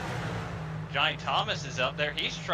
Johnny Thomas is trying to get his lap back the old-fashioned way. Yeah, that really hurt the progress of the 11 car, and RC Anderson back to almost a second lead there. And what's that Clint Black song again? Because RC's singing it, just driving away, boys. You're really wanting us to do the lifting and actually name the song, aren't you? I would never answer that question correctly. Well, I mean, here's the thing. To bring it full circle, at one point it was a Dale Earnhardt Jr. AC Delco commercial. I will say I wouldn't know there, Dave, just because I wouldn't know. It is nothing but the taillights, gentlemen. Nothing but the taillights is the answer we were looking for. She hit him with a left and a right and showed him nothing but the taillights. I thought he already gave it to us. That's how I thought. Yeah. It is not. That's a 1997 Clint Black song for you. Like I said, at one point, when Dale Earnhardt Jr. won either his first or second Busch Series championship, AC Delco put out a music video as a commercial that was that full song as the highlights of that season. You can probably find it on YouTube somewhere. It's a pretty cool commercial. What was the Alan Jackson one that had like 3 or 4 NASCAR drivers in the music video? I don't remember that. There's a Brooks and Dunn one that had a bunch of them. Alan Jackson, I can't. I was never much of an Alan Jackson guy.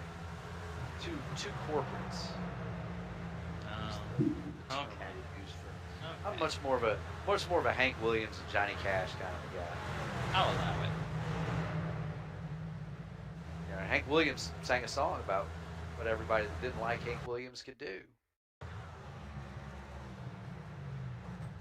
It was Who's Cheating Who, by the way? Who's Jeff Green took off his That's run Jeff off his Green. car.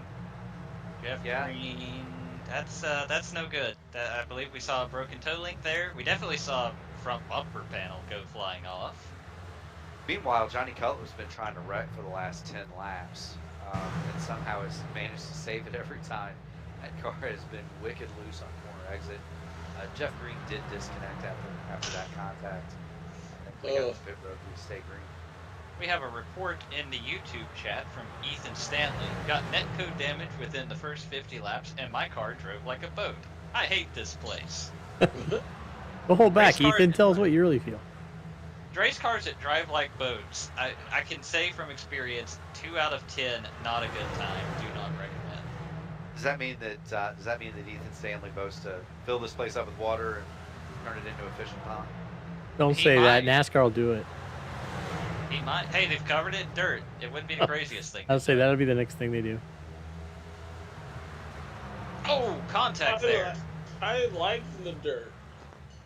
I think it would be You a know, great track for snowmobile racing, but I don't think they get enough snow in that part of Tennessee, do they? You know, I've been to Bristol when I was at the snow out. Yeah, it happened. Yeah. Back in 2006, right? Yeah, was it Keselowski or Rowdy? One of the two did Snow Angels. Is the picture Kurt of Snow- Busch, Kurt Busch. Kurt Busch. but it was a 2-car. Look, I'm all for having a cup race on the dirt. I think that's a tremendous idea. Although we shouldn't do it at Bristol. If you're gonna do a cup race on dirt, there's three places they should go. Three places on. They need to do it at all. They need to have it in a rotation. They need to do it at Eldora. They need to do it at Knoxville, and they need to do it on the mile dirt in Springfield, Illinois. Would be the three places they need to do the dirt. Don't put dirt down on Bristol. You've got Eldora and Knoxville at the dirt mile of Springfield, which they race ARCA cars on the dirt mile of Springfield. So it's not like it's something that's not able to handle. You know what I mean? It's not like it's something that couldn't handle a full-size stock car race. Yeah, that's what they need to be doing instead of putting dirt on. My 2 cents. You know, you would think working for NASCAR, I would have some inside knowledge of the schedule, but I do not. No, Oh, and Alex, I'm always going to be the traditionalist in the room. I am when we see contact there between Scott Crump and whoever that was, but yeah, I mean, I'm color me among the guys that think they need to go back to running dirt championship car races as part of the open wheel championship. I think they ought to have to run the mile at the fairgrounds, Kokomo, Terre Haute, Hofstadt in order to win a national championship in that deal. I think they ought to have dirt races. Yeah. Nothing better, by the way, than a dirt sprint car race on a Saturday night. Nothing better. I'm sad because I went to one of the dirt races here at Bristol. It was so cool.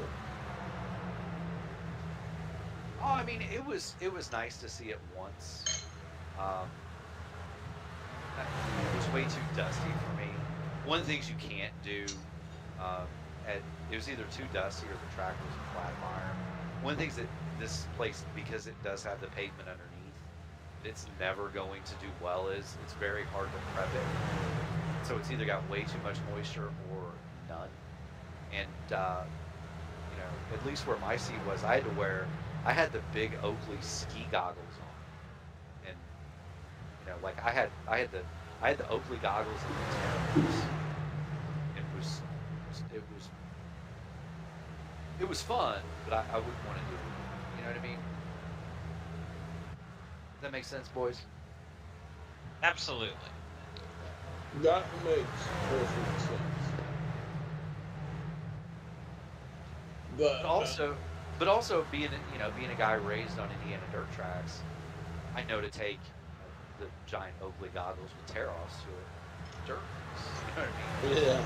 To be fair, it gets like that sometimes at Kokomo and Gas City and Lawrenceburg. It doesn't get like that at Hopstock, but it could definitely get like that at any of your finer dirt tracks on a Saturday night. Dave, what's the dirt track near Lafayette over there? What's that one? There's one in Kokomo. Well, I know there's one in Kokomo, but isn't there one over in? Isn't there one up near Lafayette they go to during Sprint Week? Not that I know of. I don't want I'm to not a interrupt this. I'm not a big dirt conversation, track fan. But Matthew Weeks is within a tenth and a half of RC here, guys. Oh, we should watch that then. Yeah, they're getting caught up in traffic. And over there here are only Weeks 9 caught it. cars on the lead lap. Now is RC playing possum or is Weeks found something, guys? We'll have to fight it and see. I think RC got held up a little bit when he was around, when trying to get around Gavel. Gavel's got some speed. One thing I'm noticing, even when RC was checked out, even late in a run, he was fine running that middle or high lane. We're seeing him run the bottom a lot more this time. I don't know if that's defending from what he feels like is Matthew's best shot, or if he's having to adjust with his car here late in the race, but we're definitely seeing RC run to bottom a lot more than we have been. Ryan Gavel in front of him. That would be slideways Ryan Gavel in front of him. He's hustling that 01 for all it's worth, trying to stay where he is. Don't think he's going to be able to hold on to it, but valiant effort from Mr. Gavel. I tend to think that the track has changed. We heard somebody say it was almost like they put DJ1 down on the bottom. So the track has changed a little bit. Dave went to the blimp view. You can see all the marbles all over the apron. And it's insane when we see guys come down pit road. Yeah, and you can see too that the track color has changed too. The line at the bottom is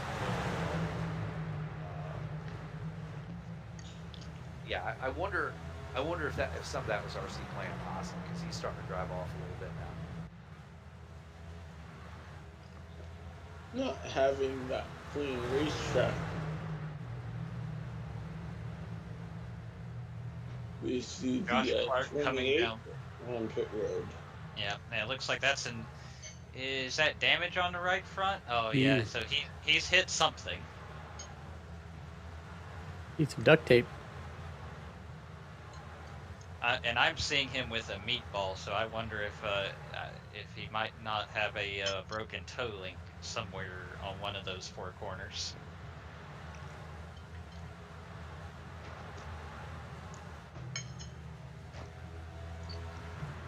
And a meatball is required damage, right? That is correct. They also go good on your spaghetti islands. Well, we talked about pizza, spaghetti, steak. If we're gonna make the meatball joke, one of my favorite moments in voice chat in one of these races was actually a kind of a race similar to this. It was not a full distance race, but we had a long green flag run at Iowa in a cup race, not long after Elite jumped into the next gen car after it had been released by iRacing. And lots of guys were blowing out tires, and I remember our good buddy Jeff Green queuing up the mic and saying, I don't know what happened. It gave me whatever it is you call that flag, a something ball. So just imagine that in his accent, and it's stuck with me ever since. We're so in the Velocity Online Racing Series. We're gonna take the open wheel stuff to Iowa on Saturday, and I'm eagerly anticipating that race, because kind of like Tyler Fody ran long there. It was able to take advantage of some superior tire management skills. Just we've seen our seniors do that. I like these kind of races where you got to save your stuff and bide your time, rather than drive flat out. Zach, I freely admit I'm never the guy that has the outright speed, so I've got to try to outthink you. And I think that races like this provide that opportunity to kind of keep your powder dry and save your stuff and outthink some of these boys. Certainly we saw Fody doing that. He's back on the lead lap. He's 11 some odd seconds down, but on the lead lap. Insanely enough, we've seen Chad stay out of trouble. Kind of having that yeoman's run. Johnny Cutlip, another car that's like that. I like how you started that with, I have to admit, Zach, like I'm the Rocket Man of sim racing or something. Like, I have never been confused for Ryan Newman at any point in my sim racing career. You weren't admitting anything to me that also doesn't also apply to me. Well, and that's the thing. Championships and whatever aside, I've never been the fastest car at any track I've ever shown up at, but we can definitely outsmart some people, and this is one of those races that's turned into that. Not only has RC been the fastest, he's universally been the smartest and made all the right calls too. That's probably been the most impressive part of this performance. It's very easy when you have a dominant showing like this to outthink yourself or put yourself in a bad position, or even just something silly like speed on pit road, blow through your pit box. RC Anderson has been. I'm sure he hasn't been flawless tonight. There has to be a mistake at some point in 380 laps, but he's been doggone close to it. Yeah, it's been really impressive. We see car going around Chad on the outside. That's a 64. That would be Andrew Rucker. He's got fresh tires. Yeah. He's gonna have how fresh he's on, because he's driving around these guys. I think the question is whether tires matter or not has been answered. I would not want to be the guy that stays out at the end on old tires. We got a yellow 70 around. Jesse Racimus, we talked about, he was having a good run. Got caught speeding on pit road during that green flag run, was several laps down, and now he is around here. We'll get the replay up and see what happened. That's Josh Clark in the wall here. Does he come off the wall and clip, Jesse? Oh, no. Yep. Yep. A little bit of netcode, I think. Hard to tell from that angle, but I think there was some netcode either way. Terribly unfortunate there for Jesse.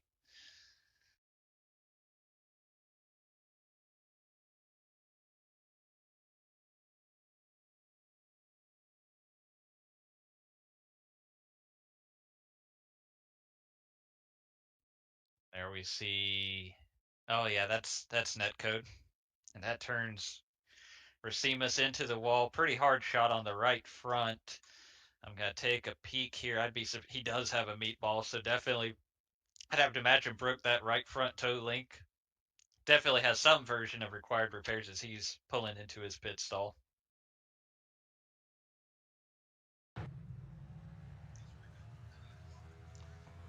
So under caution and under needed repairs, the 70 goes. This brings us, I think we'll go green, 111 laps to go.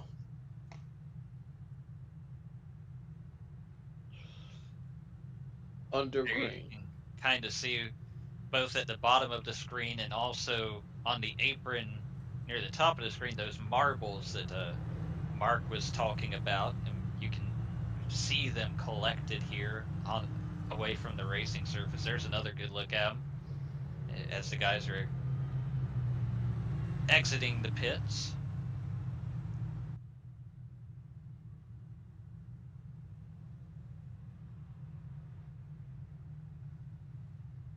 You know, you'd think they'd get the virtual track sweepers out here and clean that mess up while we're under yellow. Pace car leads them right now. Braxton DeWeese did not pit, I'm assuming. He's coming in now.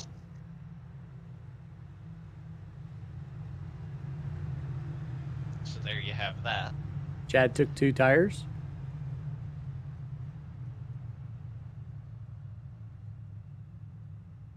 I mean, we've seen that work at some other tracks here with this next gen car, so we'll see if that makes a difference here for Chad.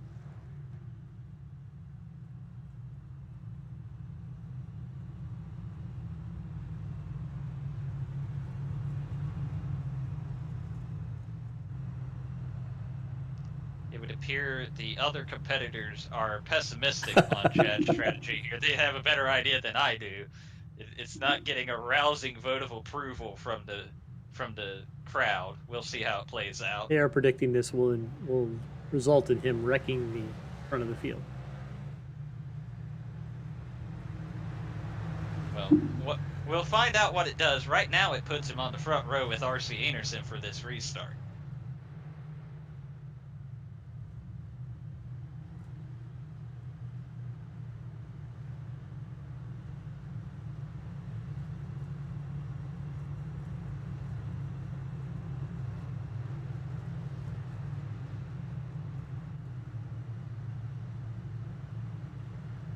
RC Anderson gonna be our leader here. Chad Frankenfield on his outside. I think they stay out? Green flag is back out and we're racing once more. That was weird to see Mark Revelos come out pit road right as they were restarting, but he wisely stays out of harm's way. Now 111 laps to go. We Now, might do our choice early, boys, because 26 laps is nothing. It's a blink of an eye here.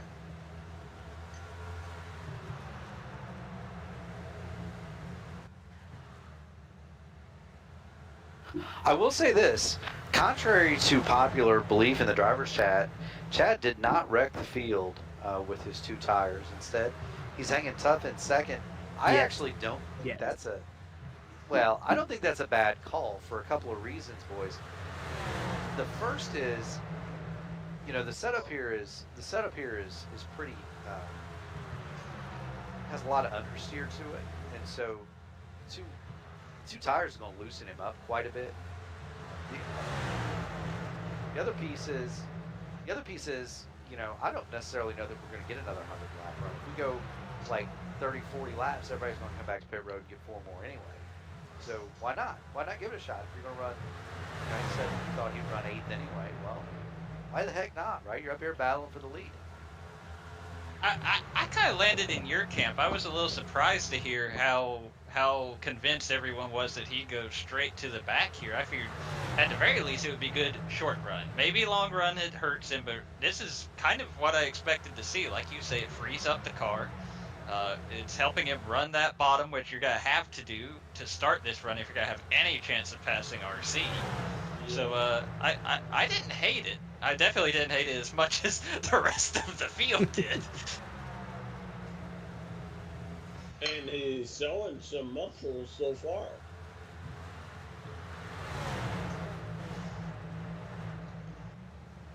This is the closest besides the 11 that we've seen somebody get to the 50 car. And there's that 70 car, Jesse Racines, after having such a good run the first half of the race, and it's all kind of gone downhill for him. It looks like he's got a handful even with those repairs. He's got to do his best to stay out of the way here on the bottom.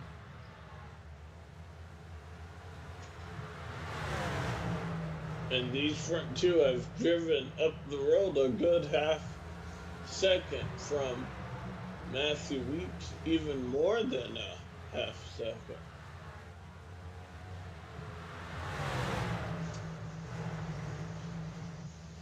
Yeah, Chad's hanging right there with RC here. Did RC take 4 tires? Yeah, it looks like pretty much everybody but Chad took 4 tires. Well, I would say this is... Oh, that's tight. a net gain for that 15 car. There are a lot of times where racing's going on the track and everybody watching is just missing half the story because they can't hear the driver chat. That while this is going on, there's a full-on discussion being. For what? So what you had there was Chad and Mr. Crump going exchanging pleasantries over the radio. So I decided to eliminate one half of that issue, and Half did you pick? we then let the other half back in after a short timeout and decided that he was going to continue. So he has been privately admonished and will continue. That's not a very private admonishment now that you told us. Yeah. Oh, look at this. Look at this mess here. Rucker So trying to involved. get around That'll be Mark fun. Revelos, Andrew Rucker, Josh Clark. This is a little dicey. They got through it. I tell you what, boys, I think Chad knows his tires are going to be toast. I think he knows his tires are going to be toast about 25 more laps anyway. Sure. He might as well just use them up while he's got them, and then hope he gets a little bit of luck. Would be my thought. Or get as far in front as he can. The problem with that part is he hasn't been able to get out front. RC Henderson has just been so good tonight, and he's been able to keep Chad at bay here even with those 2 tires. Here's a shot. We say that, and there's the 15 proving us wrong. He just doesn't have enough. He just doesn't have enough grip on exit on the bottom there to make it work. I think Chad actually might be a little bit faster right now. There's that smarts that we were talking about earlier, Zach. RC knows he can't pass him on the bottom, so he's just going to pin him down there and let him burn his stuff up. Knowing, of course, that Chad's on 2 tires and he's going to burn it up a lot quicker than most other people.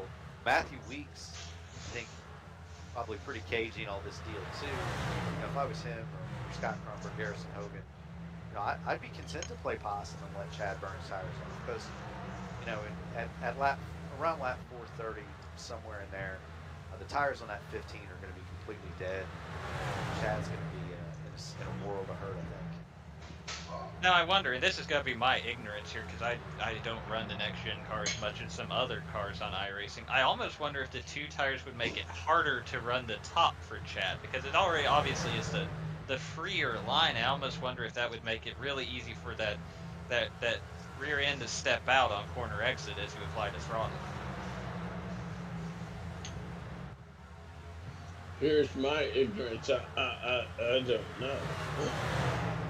Oh, Crump got a little tap from Garrison. Garrison Hogan. Oh, and then he hooks into Cody. To the wall goes the 90th Scott Crump. And that hasn't brought out a caution. That hasn't brought out a caution. We're still green as Scott Crump. Crump's driving with 3 tires. Yeah, that left front is not turning clearly a broken toe link there.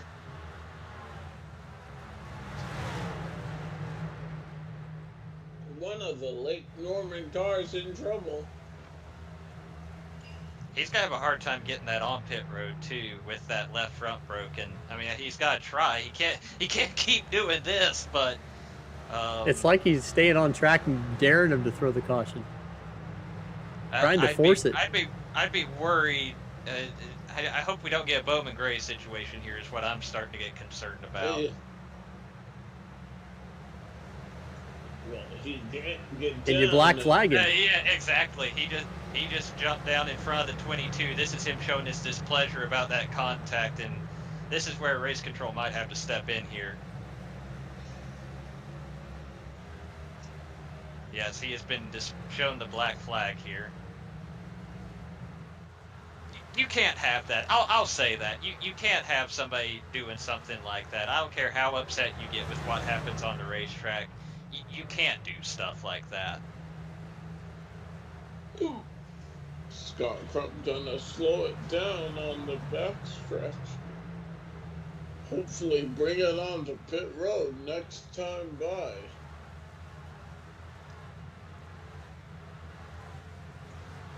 So now Garrison Hogan running 8th, last car on the lead lap after. And you know what? Good on him for showing some patience to get around that and not make the situation worse for himself. But he shouldn't be in that position, and that's. I just don't have a lot of patience for that as somebody who races in these races. You know, not in elite, but in other leagues and stuff. That's just, you can't have that. You can't.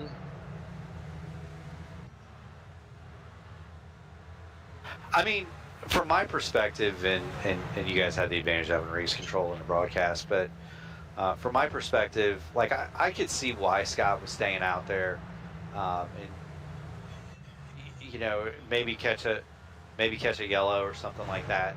But at this point, you know, it's time to pull it over, and you know, not cause a bigger mess, and that's why I threw the black flag. I feel like it was pretty clear what his intention was on staying out, and it wasn't looking for a caution. I mean, he managed to keep the car on the bottom just fine until the 22 showed up. I feel like it's pretty clear what happened there, and I don't have much use for it.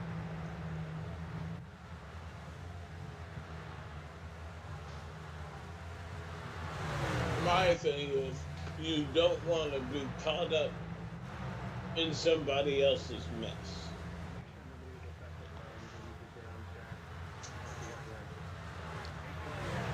I think everybody's hearing that, guys.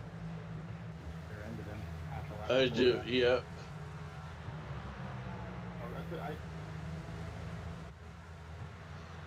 So 72 laps to go. R.C. Anderson is out front. Matthew Weeks has gotten by Chad Frankenfield, who has fallen back to third place. Well, that's what Mark certainly was saying. That was Chad's Hail Mary, so to speak. And now that those left front tires or left side tires rather showing their age, he's fallen back some, and we'll see what he can salvage here. But probably his shot at going for the win has come and gone. Yeah. He needed a caution and quickly.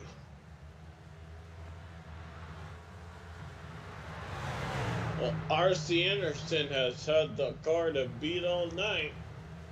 Can he hang on for less than 70 to go?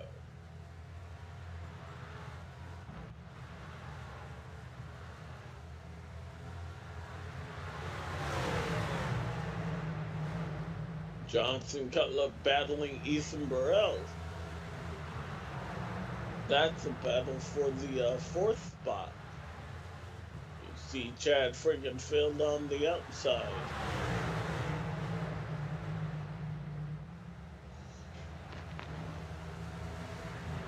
That battle, an unfortunate incident between Garrison Hogan and Scott Cup that took out two of our lead lap cars. They had both been having a good night. Well, I mean, Hogan's still on the lead lap. If he gets a caution, he's still in this thing. Yeah, and so on that deal, we're gonna go ahead. We issue a severe damage tally to the 22. That's his first of the night. The 90 was given a black flag because he was no longer able to maintain a safe race pace, which you wouldn't be able to do it with a vehicle missing both a front clip and the right front suspension. Yeah. And so we're good there. And contact. Frankenfield gets turned, and that's going to bring out our ninth caution flag of the night. He got bumped, it looked like, from the Josh 28 car. Yeah. Some damage there. Was there net code perhaps involved? Or did Chad come up? Maybe Chad came up thinking he had space.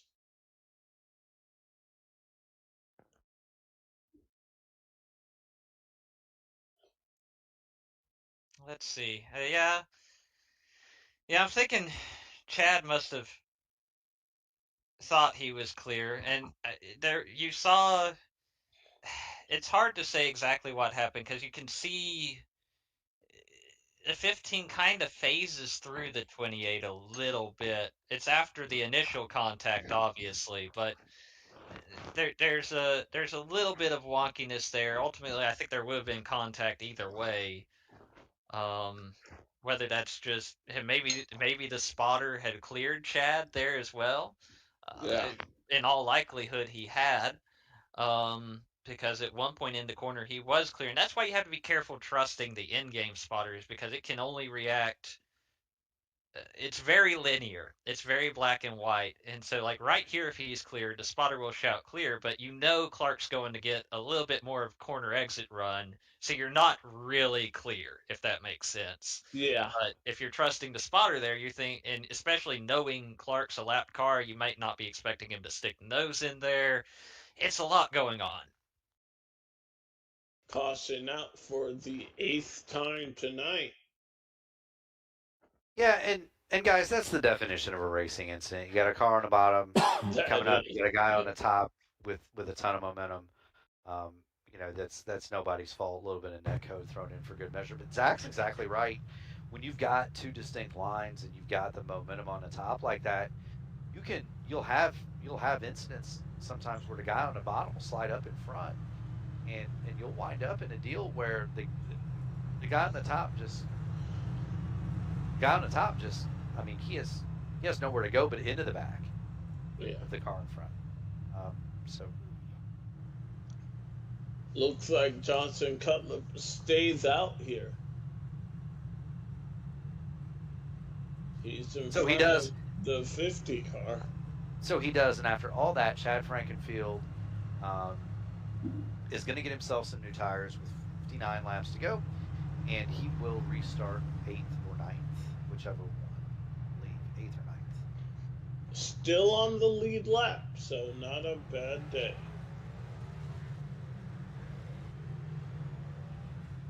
Johnny Thomas was sitting 10th a lap down. I mean, at one point, I thought we were going to see him get his lap back on pace for a little while, and then R.C. Anderson reminded us he's the fastest car on the property. But he's been trying to get that lap back for a while, and now he's going to be looking for a quick caution to see if he can get the free pass next time around.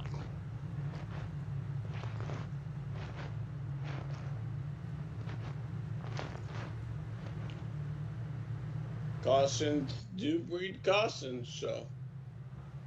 Green flag back out. Johnson Cutler tries to get away. He stays out in front of R.C. Anderson and Matthew. So it looks like this time it's Jonathan Cutlip going to try the two-tire strategy. We'll see if it works out for him any better than it did for Chad. Now, fellas, Chad was able to hang up there for, he was able to hang up there a good while, 20, 30, 40 laps. We've only got 56 to go. Johnny Cutler, pretty good managing his tires there. He's also got fresher tires than Chad did when Chad tried it. So, maybe this is the ticket. Maybe Johnny's able to do it. But it's going to be awful hard to bet against RC. He's got it hung out off of the corner there, but it'll be awful hard to bet against that 50. Yeah. There are 54 laps to go, but there are 54 laps. Oh, and we're already getting ready to lap Chad Frankenfield. So obviously he's got some damage that's slowing him down after that last incident. He does indeed. You see him just stay on the bottom there. Let the fast guys go high. Oh, Mark Revlon. In the wall hard on the front stretch, Mark Revlon.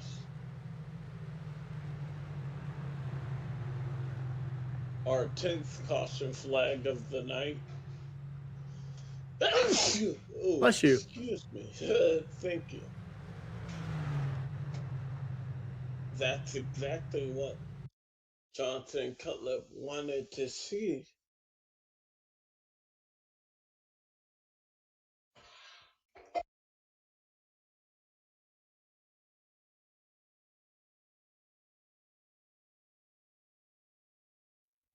I would love to tell you what I thought of that replay, but I was too busy losing my mind over the Braves losing in extra innings.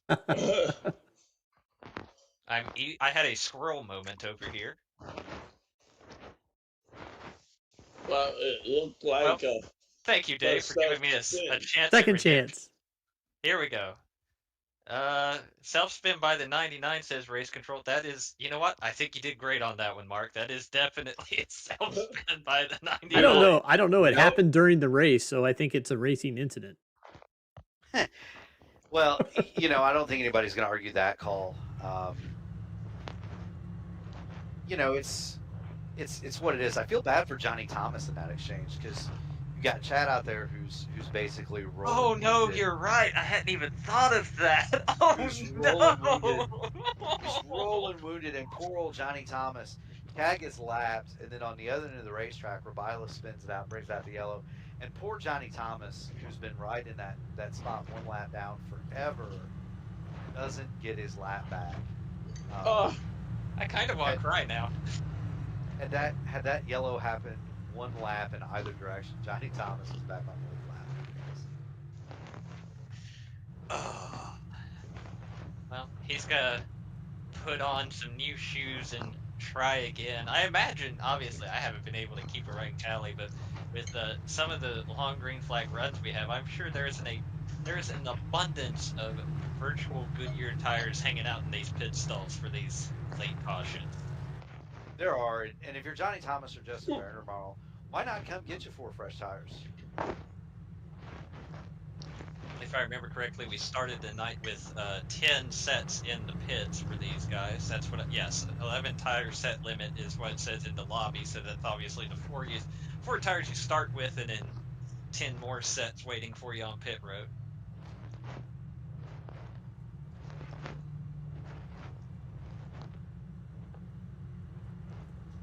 99 gets an EOL.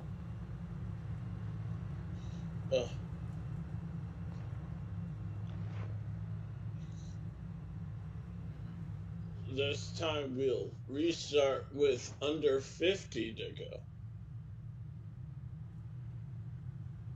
Yeah, and the more these caution laps pile up, the better this is for Johnny Cutler, because it just cools cools his tires off. Obviously, there's no wear rolling around under caution. Keeps them nice and cool, and really now there's a chance that looseness, that oversteering condition that you would normally experience with two tires, well, that's gonna be more equalized now, because he's got some laps on the rights, and the temperature's gonna equalize now. So I think 2 tires here for Cutler might not be that big of a disadvantage as we get ready to come back to green.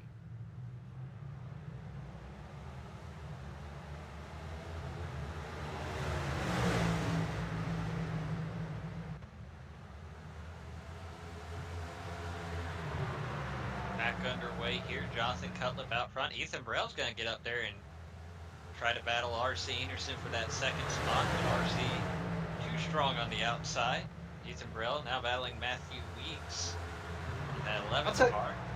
I'll tell you what, Zach, RC Anderson has been worth the price of admission off of 2 and off of 4 for the last half a dozen times we've been under green. He has got that thing hung out now. He's not leaving anything on the table. You see him wiggle there again, coming off the corner, trying to find just that right spot. It's almost like playing a game of carom pool, billiards for those of you at home, where you're trying to get that run off the corner and just put your car into a spot where you can stand on the gas and rifle down the straightaway. It's kind of an interesting feeling. It's unique to Bristol and to some extent Darlington, where you try to do that. But you can see RC hunting around the track trying to figure that out. Braxton Deweese, he's sitting in 4th, just a bit off of this battle. Right behind him, Tooker snuck into 5th, Ethan Burrell 6th, Harrison Hogan 7th, Nick Massey 8th, Chad falling off the pace at 9th, still on that lead lap though. Jonathan Cutlip, he's opened up a lead of about a half second here in this clean air with those tires, and he wants to build that as much as he can for sure. 40 to go, yeah. It might work out for him in his first win in Elite. We want to thank Den Decor Depot. We gotta thank Den Decor Depot tonight for sponsoring this race, guys. They are the purveyors of fine vintage goods on Etsy since 2019, based in the foothills of the Pocono Mountain. I haven't even thought. Do we need to do a race ads or? I got through them one time, and then we ran the ads a couple times. Yeah, we've had such long green runs, we really hadn't had a chance. Yeah, I think we're gonna be way under this year, as far as yellow flags go.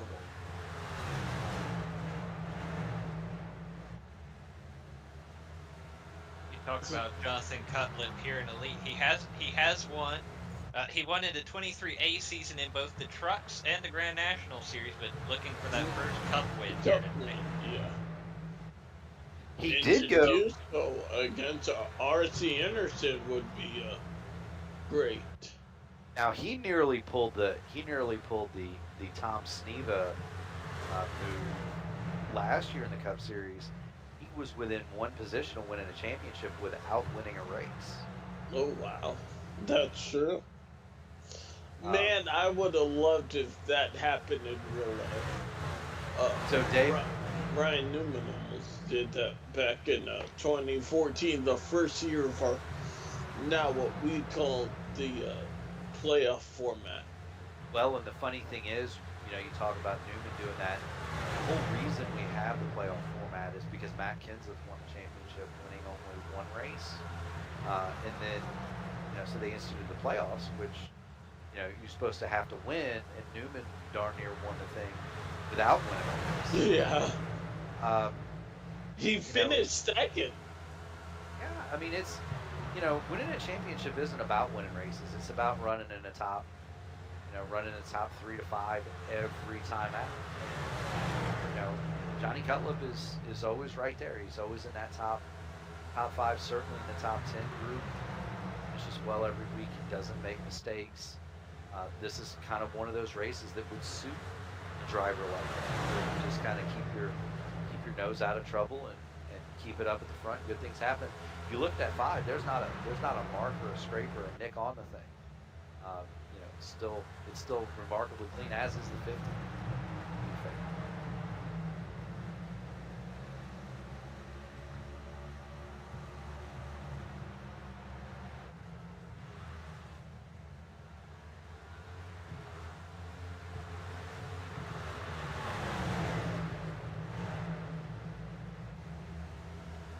Keeping an eye on some of these lap times here. RC was about 200ths of a second quicker that last time by, which, I mean, when you're 7/10 back, that's not much, but we might be getting to the point where those 4 tires are starting to creep back in to play. It's just a matter of, is there enough time at this point for him to catch back up to Jonathan Cutlip, or is Jonathan safe just enough that he can manage this lead the rest of the way?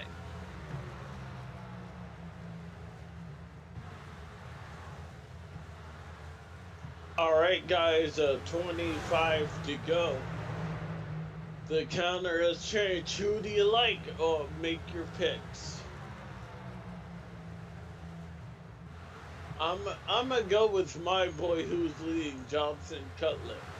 It would be so cool to see him hang on for another 24 laps.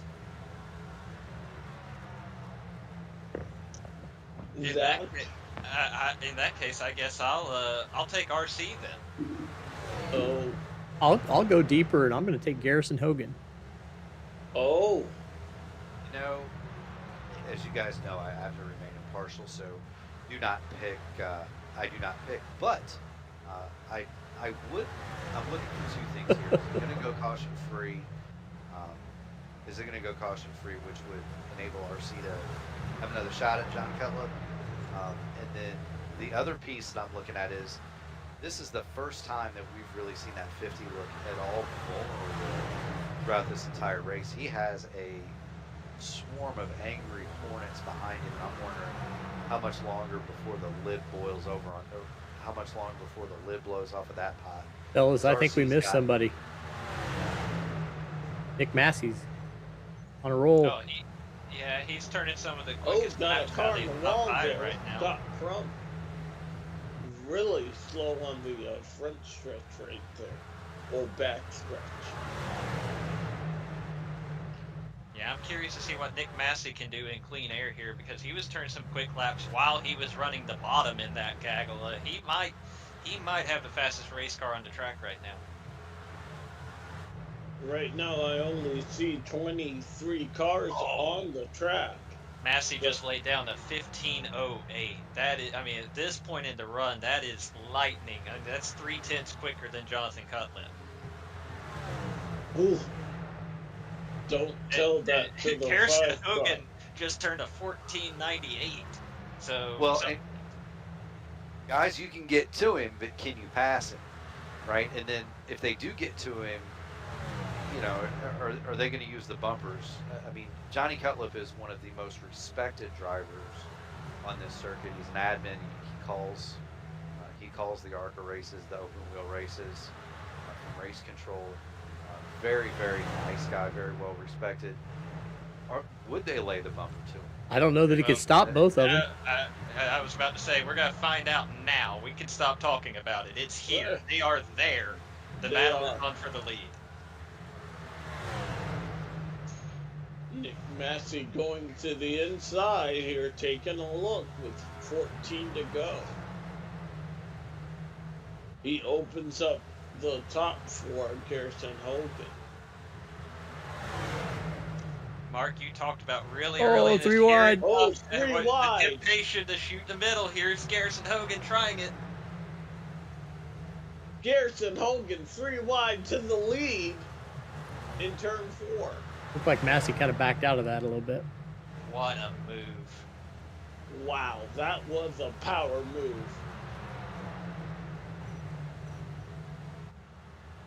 Yeah, Nick Massey, he fell back. Johnson. Oh, we have a coming back. caution. Oh, Caution man. is no. Oh, man. Is that Tooker? It He's looks like slow it. on the. I can never tell if it's the front stretch or the back stretch here at Bristol. R.C. Anderson got into him. Teammates? Wasn't on purpose, but RC definitely spinning up the 19 there.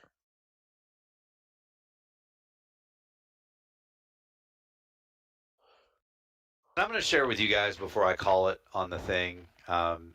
That's again a product of high line, low line, momentum type deal. RC didn't do anything wrong. If you watch the seams on the track, he didn't come up, and the 19 didn't really come down. Their lines naturally just kind of meet on corner exit. There's not really anything either one of them did wrong. So caution out and a racing incident gonna be deemed there. I would agree with that, Mark. Not sure if I have any leeway, but So we see these front runners come down pit road. Is Does Johnny Thomas stay out? So Johnny Thomas is getting the wave around here. I think he has to wait to pit, but it looks like David Tooker is staying out. yeah. No, Tooker's in now. Okay. So maybe he was near the tail end of the lead lap then. I was going to say Johnny should have got his lap back under the last yellow that flew on. No, he didn't. He didn't because Chad took it away at the last second. Oh, that's right. So now Johnny is back on the lead lap, right? Yep. So he is pitting here now that he has taken his free pass. I'm gonna be right back, guys. I know we talked about bathroom breaks, and I tried to hold it. I'll be back. Dave's just waiting on his steak sandwich. Right. 7 laps to go, Dave.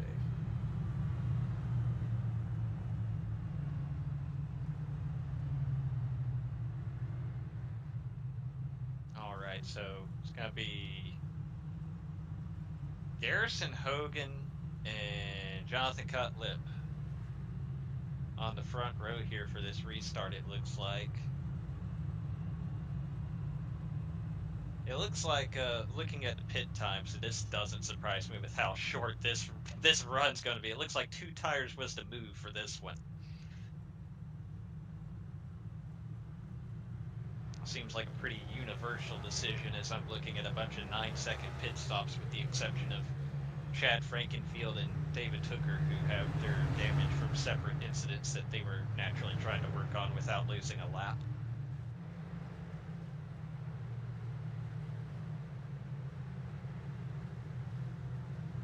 Doubled up here. It looks like we're going to have a 5-lap shootout to decide this one at Bristol.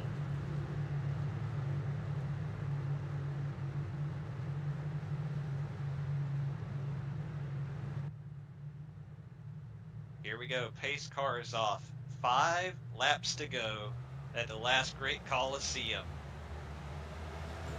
Garrison Hogan's going to get out front here on the restart. Jonathan Cutlip in second behind him. Nick Massey. Braxton DeWeese side by side for third.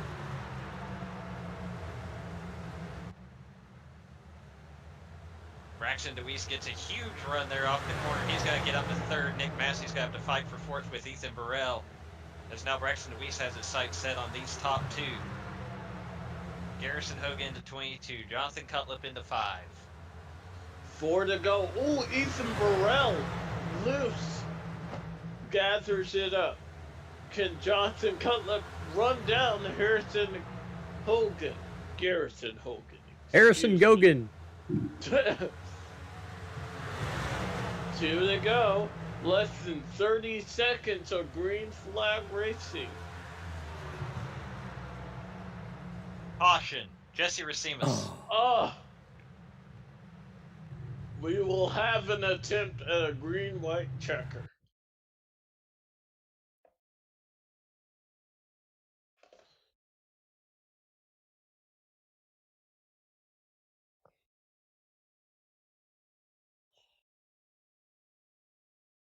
That's just plain weird. I mean, Jesse lost a ton of pace. I don't know if he got loose or what happened there, but He said he hit the brakes to let Johnny go by, and the nose kind of went up the track on him. Oh, okay. Johnny's kind of up there in the marbles too. Yeah, he was bouncing it off the wall a little bit, letting her eat, trying to get everything he could now that he was finally on the lead lap. And then, yeah, it just, like you say, Jesse. Shot up. Telling you, happened at the worst moment. I mean, or best moment, depending on what team you are. For the 5 car. That's he where might have another chance. I understand and appreciate Jesse kind of explaining what he was doing there, and his heart was in the right place, but sometimes, especially, we saw what happened there, where it basically caused the car to shoot up the hill. Sometimes it almost pays off more to just keep running your line, right? Yeah. Don't jump on the brakes, just keep doing it. Yes, you might hold up Johnny for another half a lap there, but you don't slide up the hill and spin him out. Again, he had the right thought, but sometimes you're better off just keep running and don't be unpredictable. Don't be don't make a move like that can upset the car and create a bigger problem than simply Look racing. who's rolling the dice here, guys. Yeah, RC's on pit road. Did he get damage? Nah, he's going to get him some tires. I will say this, you talk about that. There's a lot of detail that goes into that. These cars, you know, not just it's a function of weight transfer. In an open wheel car, it's aerodynamics. Like you can physically change the aerodynamics center of pressure. A lot of times, if you watch an open wheel oval race, you'll see a huge crash in a corner. You'll wonder, why did those guys not lift? Well, it's because if they lift, it'll literally crash themselves. So, you're exactly right, Zach. Sometimes you're better off just. Sometimes you're better off just. Sometimes you'll wind up making it worse by lifting, especially in the middle of a corner where the car is under load. Better just to hold your line and stay straight. Let the other guys get around you. Jesse, trying to do the right thing. You can't fault him for that, but he does get the tally for contact in the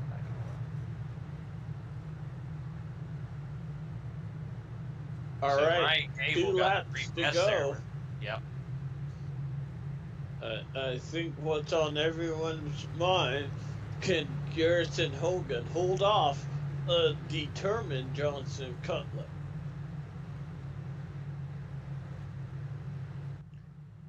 We find out right now. The Bristol 500 lot. Oh, wow! Johnson Cutlip doesn't get a good restart. Garrison Hogan flies off to the lead.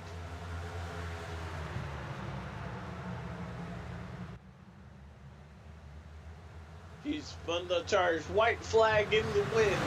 1 lap to go. We will end the race on this lap.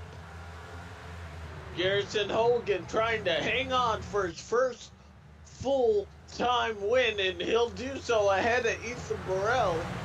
Garrison Hogan, winner at Bristol.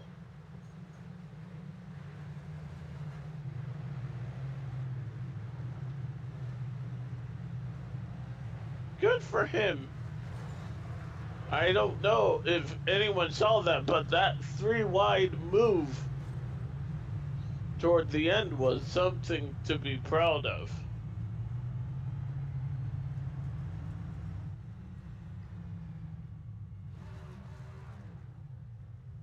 See the burnouts right there.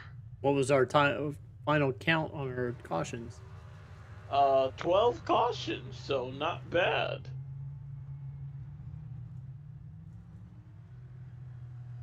Ethan Burrell getting second place. I didn't see who got third. If Matthew Johnson Weeks. Cutlip fell out of the top 3. Looks like he did. Matthew Weeks getting third. So Pro Edge Racing getting a great run, but it's Fueled Up Racing in victory lane.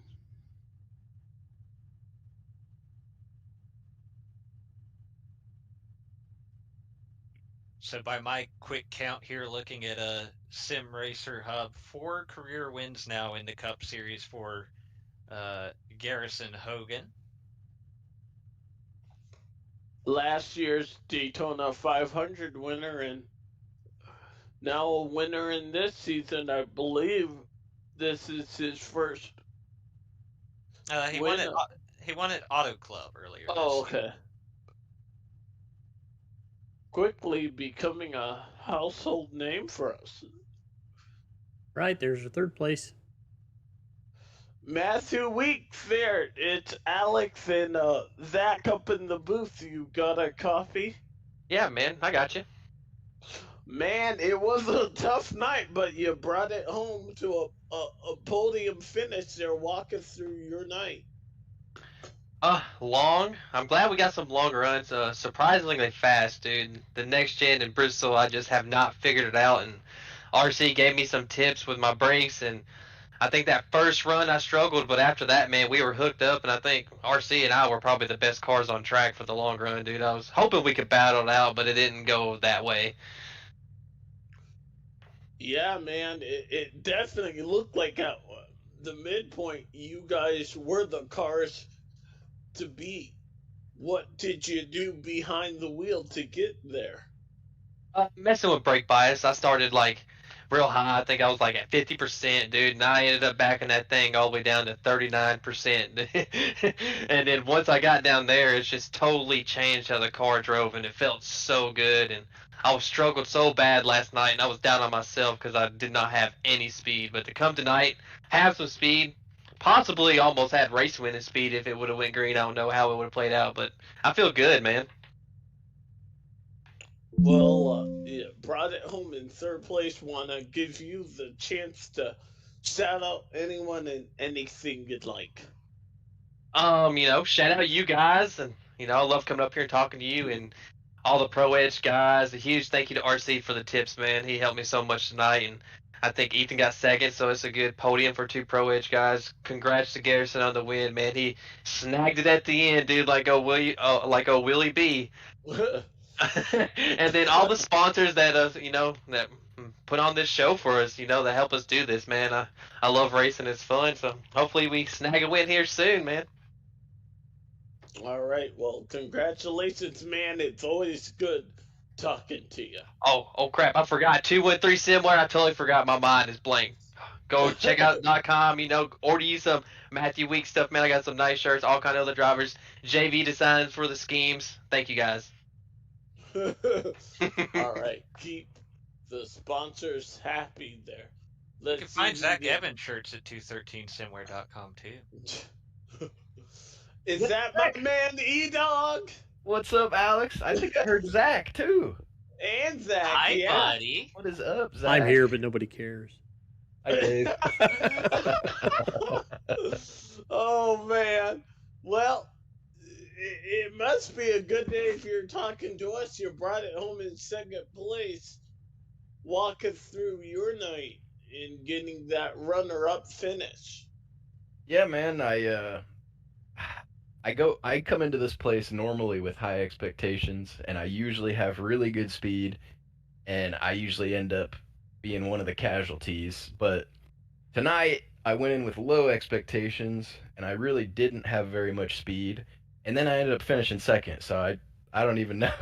I show up here and I'm fast, and I crash, and then I'm not as fast, and I end up good. But um, this was probably one of my most patient races, I think, all season. I How wasn't do trying to you do too much and just cruising.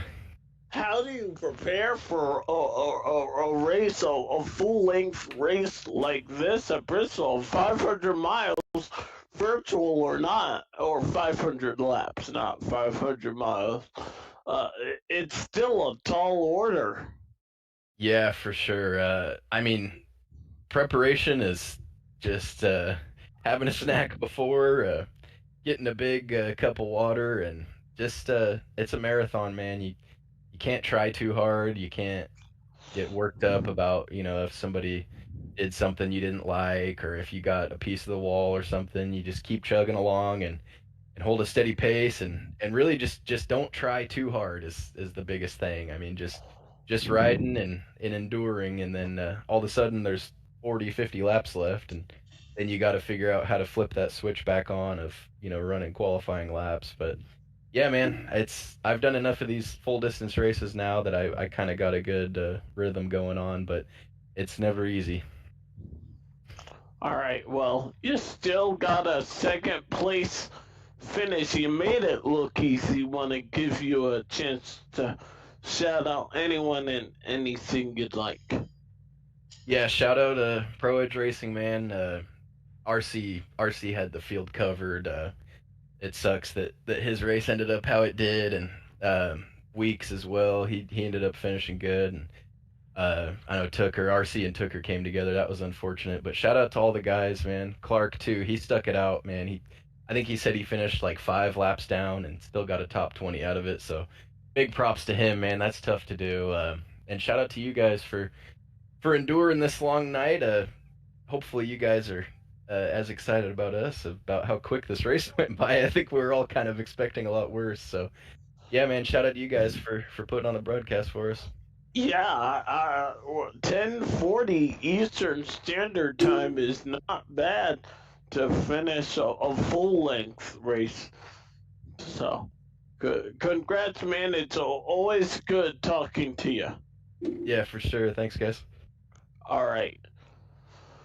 Let's see if we can bring in our race winners there. We don't want to say too much, or Chad will make it 600. Garrison, my man, do you got a copy? Yes, sir. I got y'all. All right, man. Well, walk us through your victory here tonight. It was pretty big in that 1-3 wide pass for the lead. I'm still going on about that. That was the move of the race. Yeah, thank you. I appreciate that. I just want to say first and foremost, though, I really did mess up going into turn one, and just racing hard, trying to keep track position. I really did screw up with Crump, so I'd like to apologize to Scott Crump and to Tyler Fody as well. That was pretty bad on me, but the rest of the race was just trial and error of learning. I haven't raced this track in months in this car, and that was just me trying to figure out what I need to do. And I waited till the end of the race to try to pick it up more and more. So luckily, I was able to do that at the end, and I did give up a little track position after that wreck happened with Crump, but it was all about patience and waiting until the last 50 laps to actually go and do something. Well, you picked the right time there. What was the key to winning here tonight, do you think? First, it was navigating traffic. That was a huge thing. We got long runs multiple times, which is shocking, but we did. And, you have to navigate the traffic perfectly and make sure that you were on the lead lap or within the leader's sight. And as long as you did that and you got to the end of the race where it would be a couple of cautions or maybe even one caution, you could do the rest from there.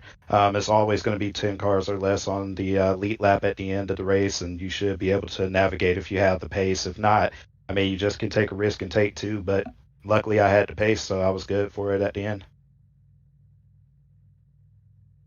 Hey, Garrison, I'll ask a question real quick. You won tonight. You won the 500 last season. Even the Xfinity Series, you have a bunch of these wins in the full distance Grand National Series. What is it about these long races that you've just got figured out? I don't know, man. It's always been a knack with me. Even in like NIS fixed and top splits and everything.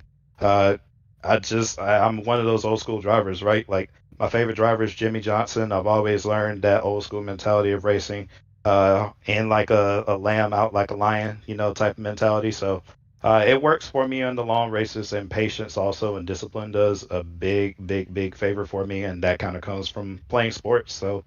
I mean, I'm all for the long races, and I mean, even though I don't want to sit here that long every time, it's worth it for me because I always get a good result. All right, well, want to give you the chance to shout out anyone and anything you like as tonight's rightful winner at Bristol. Yeah, first of all, thanks to Chad and the guys that put on this league.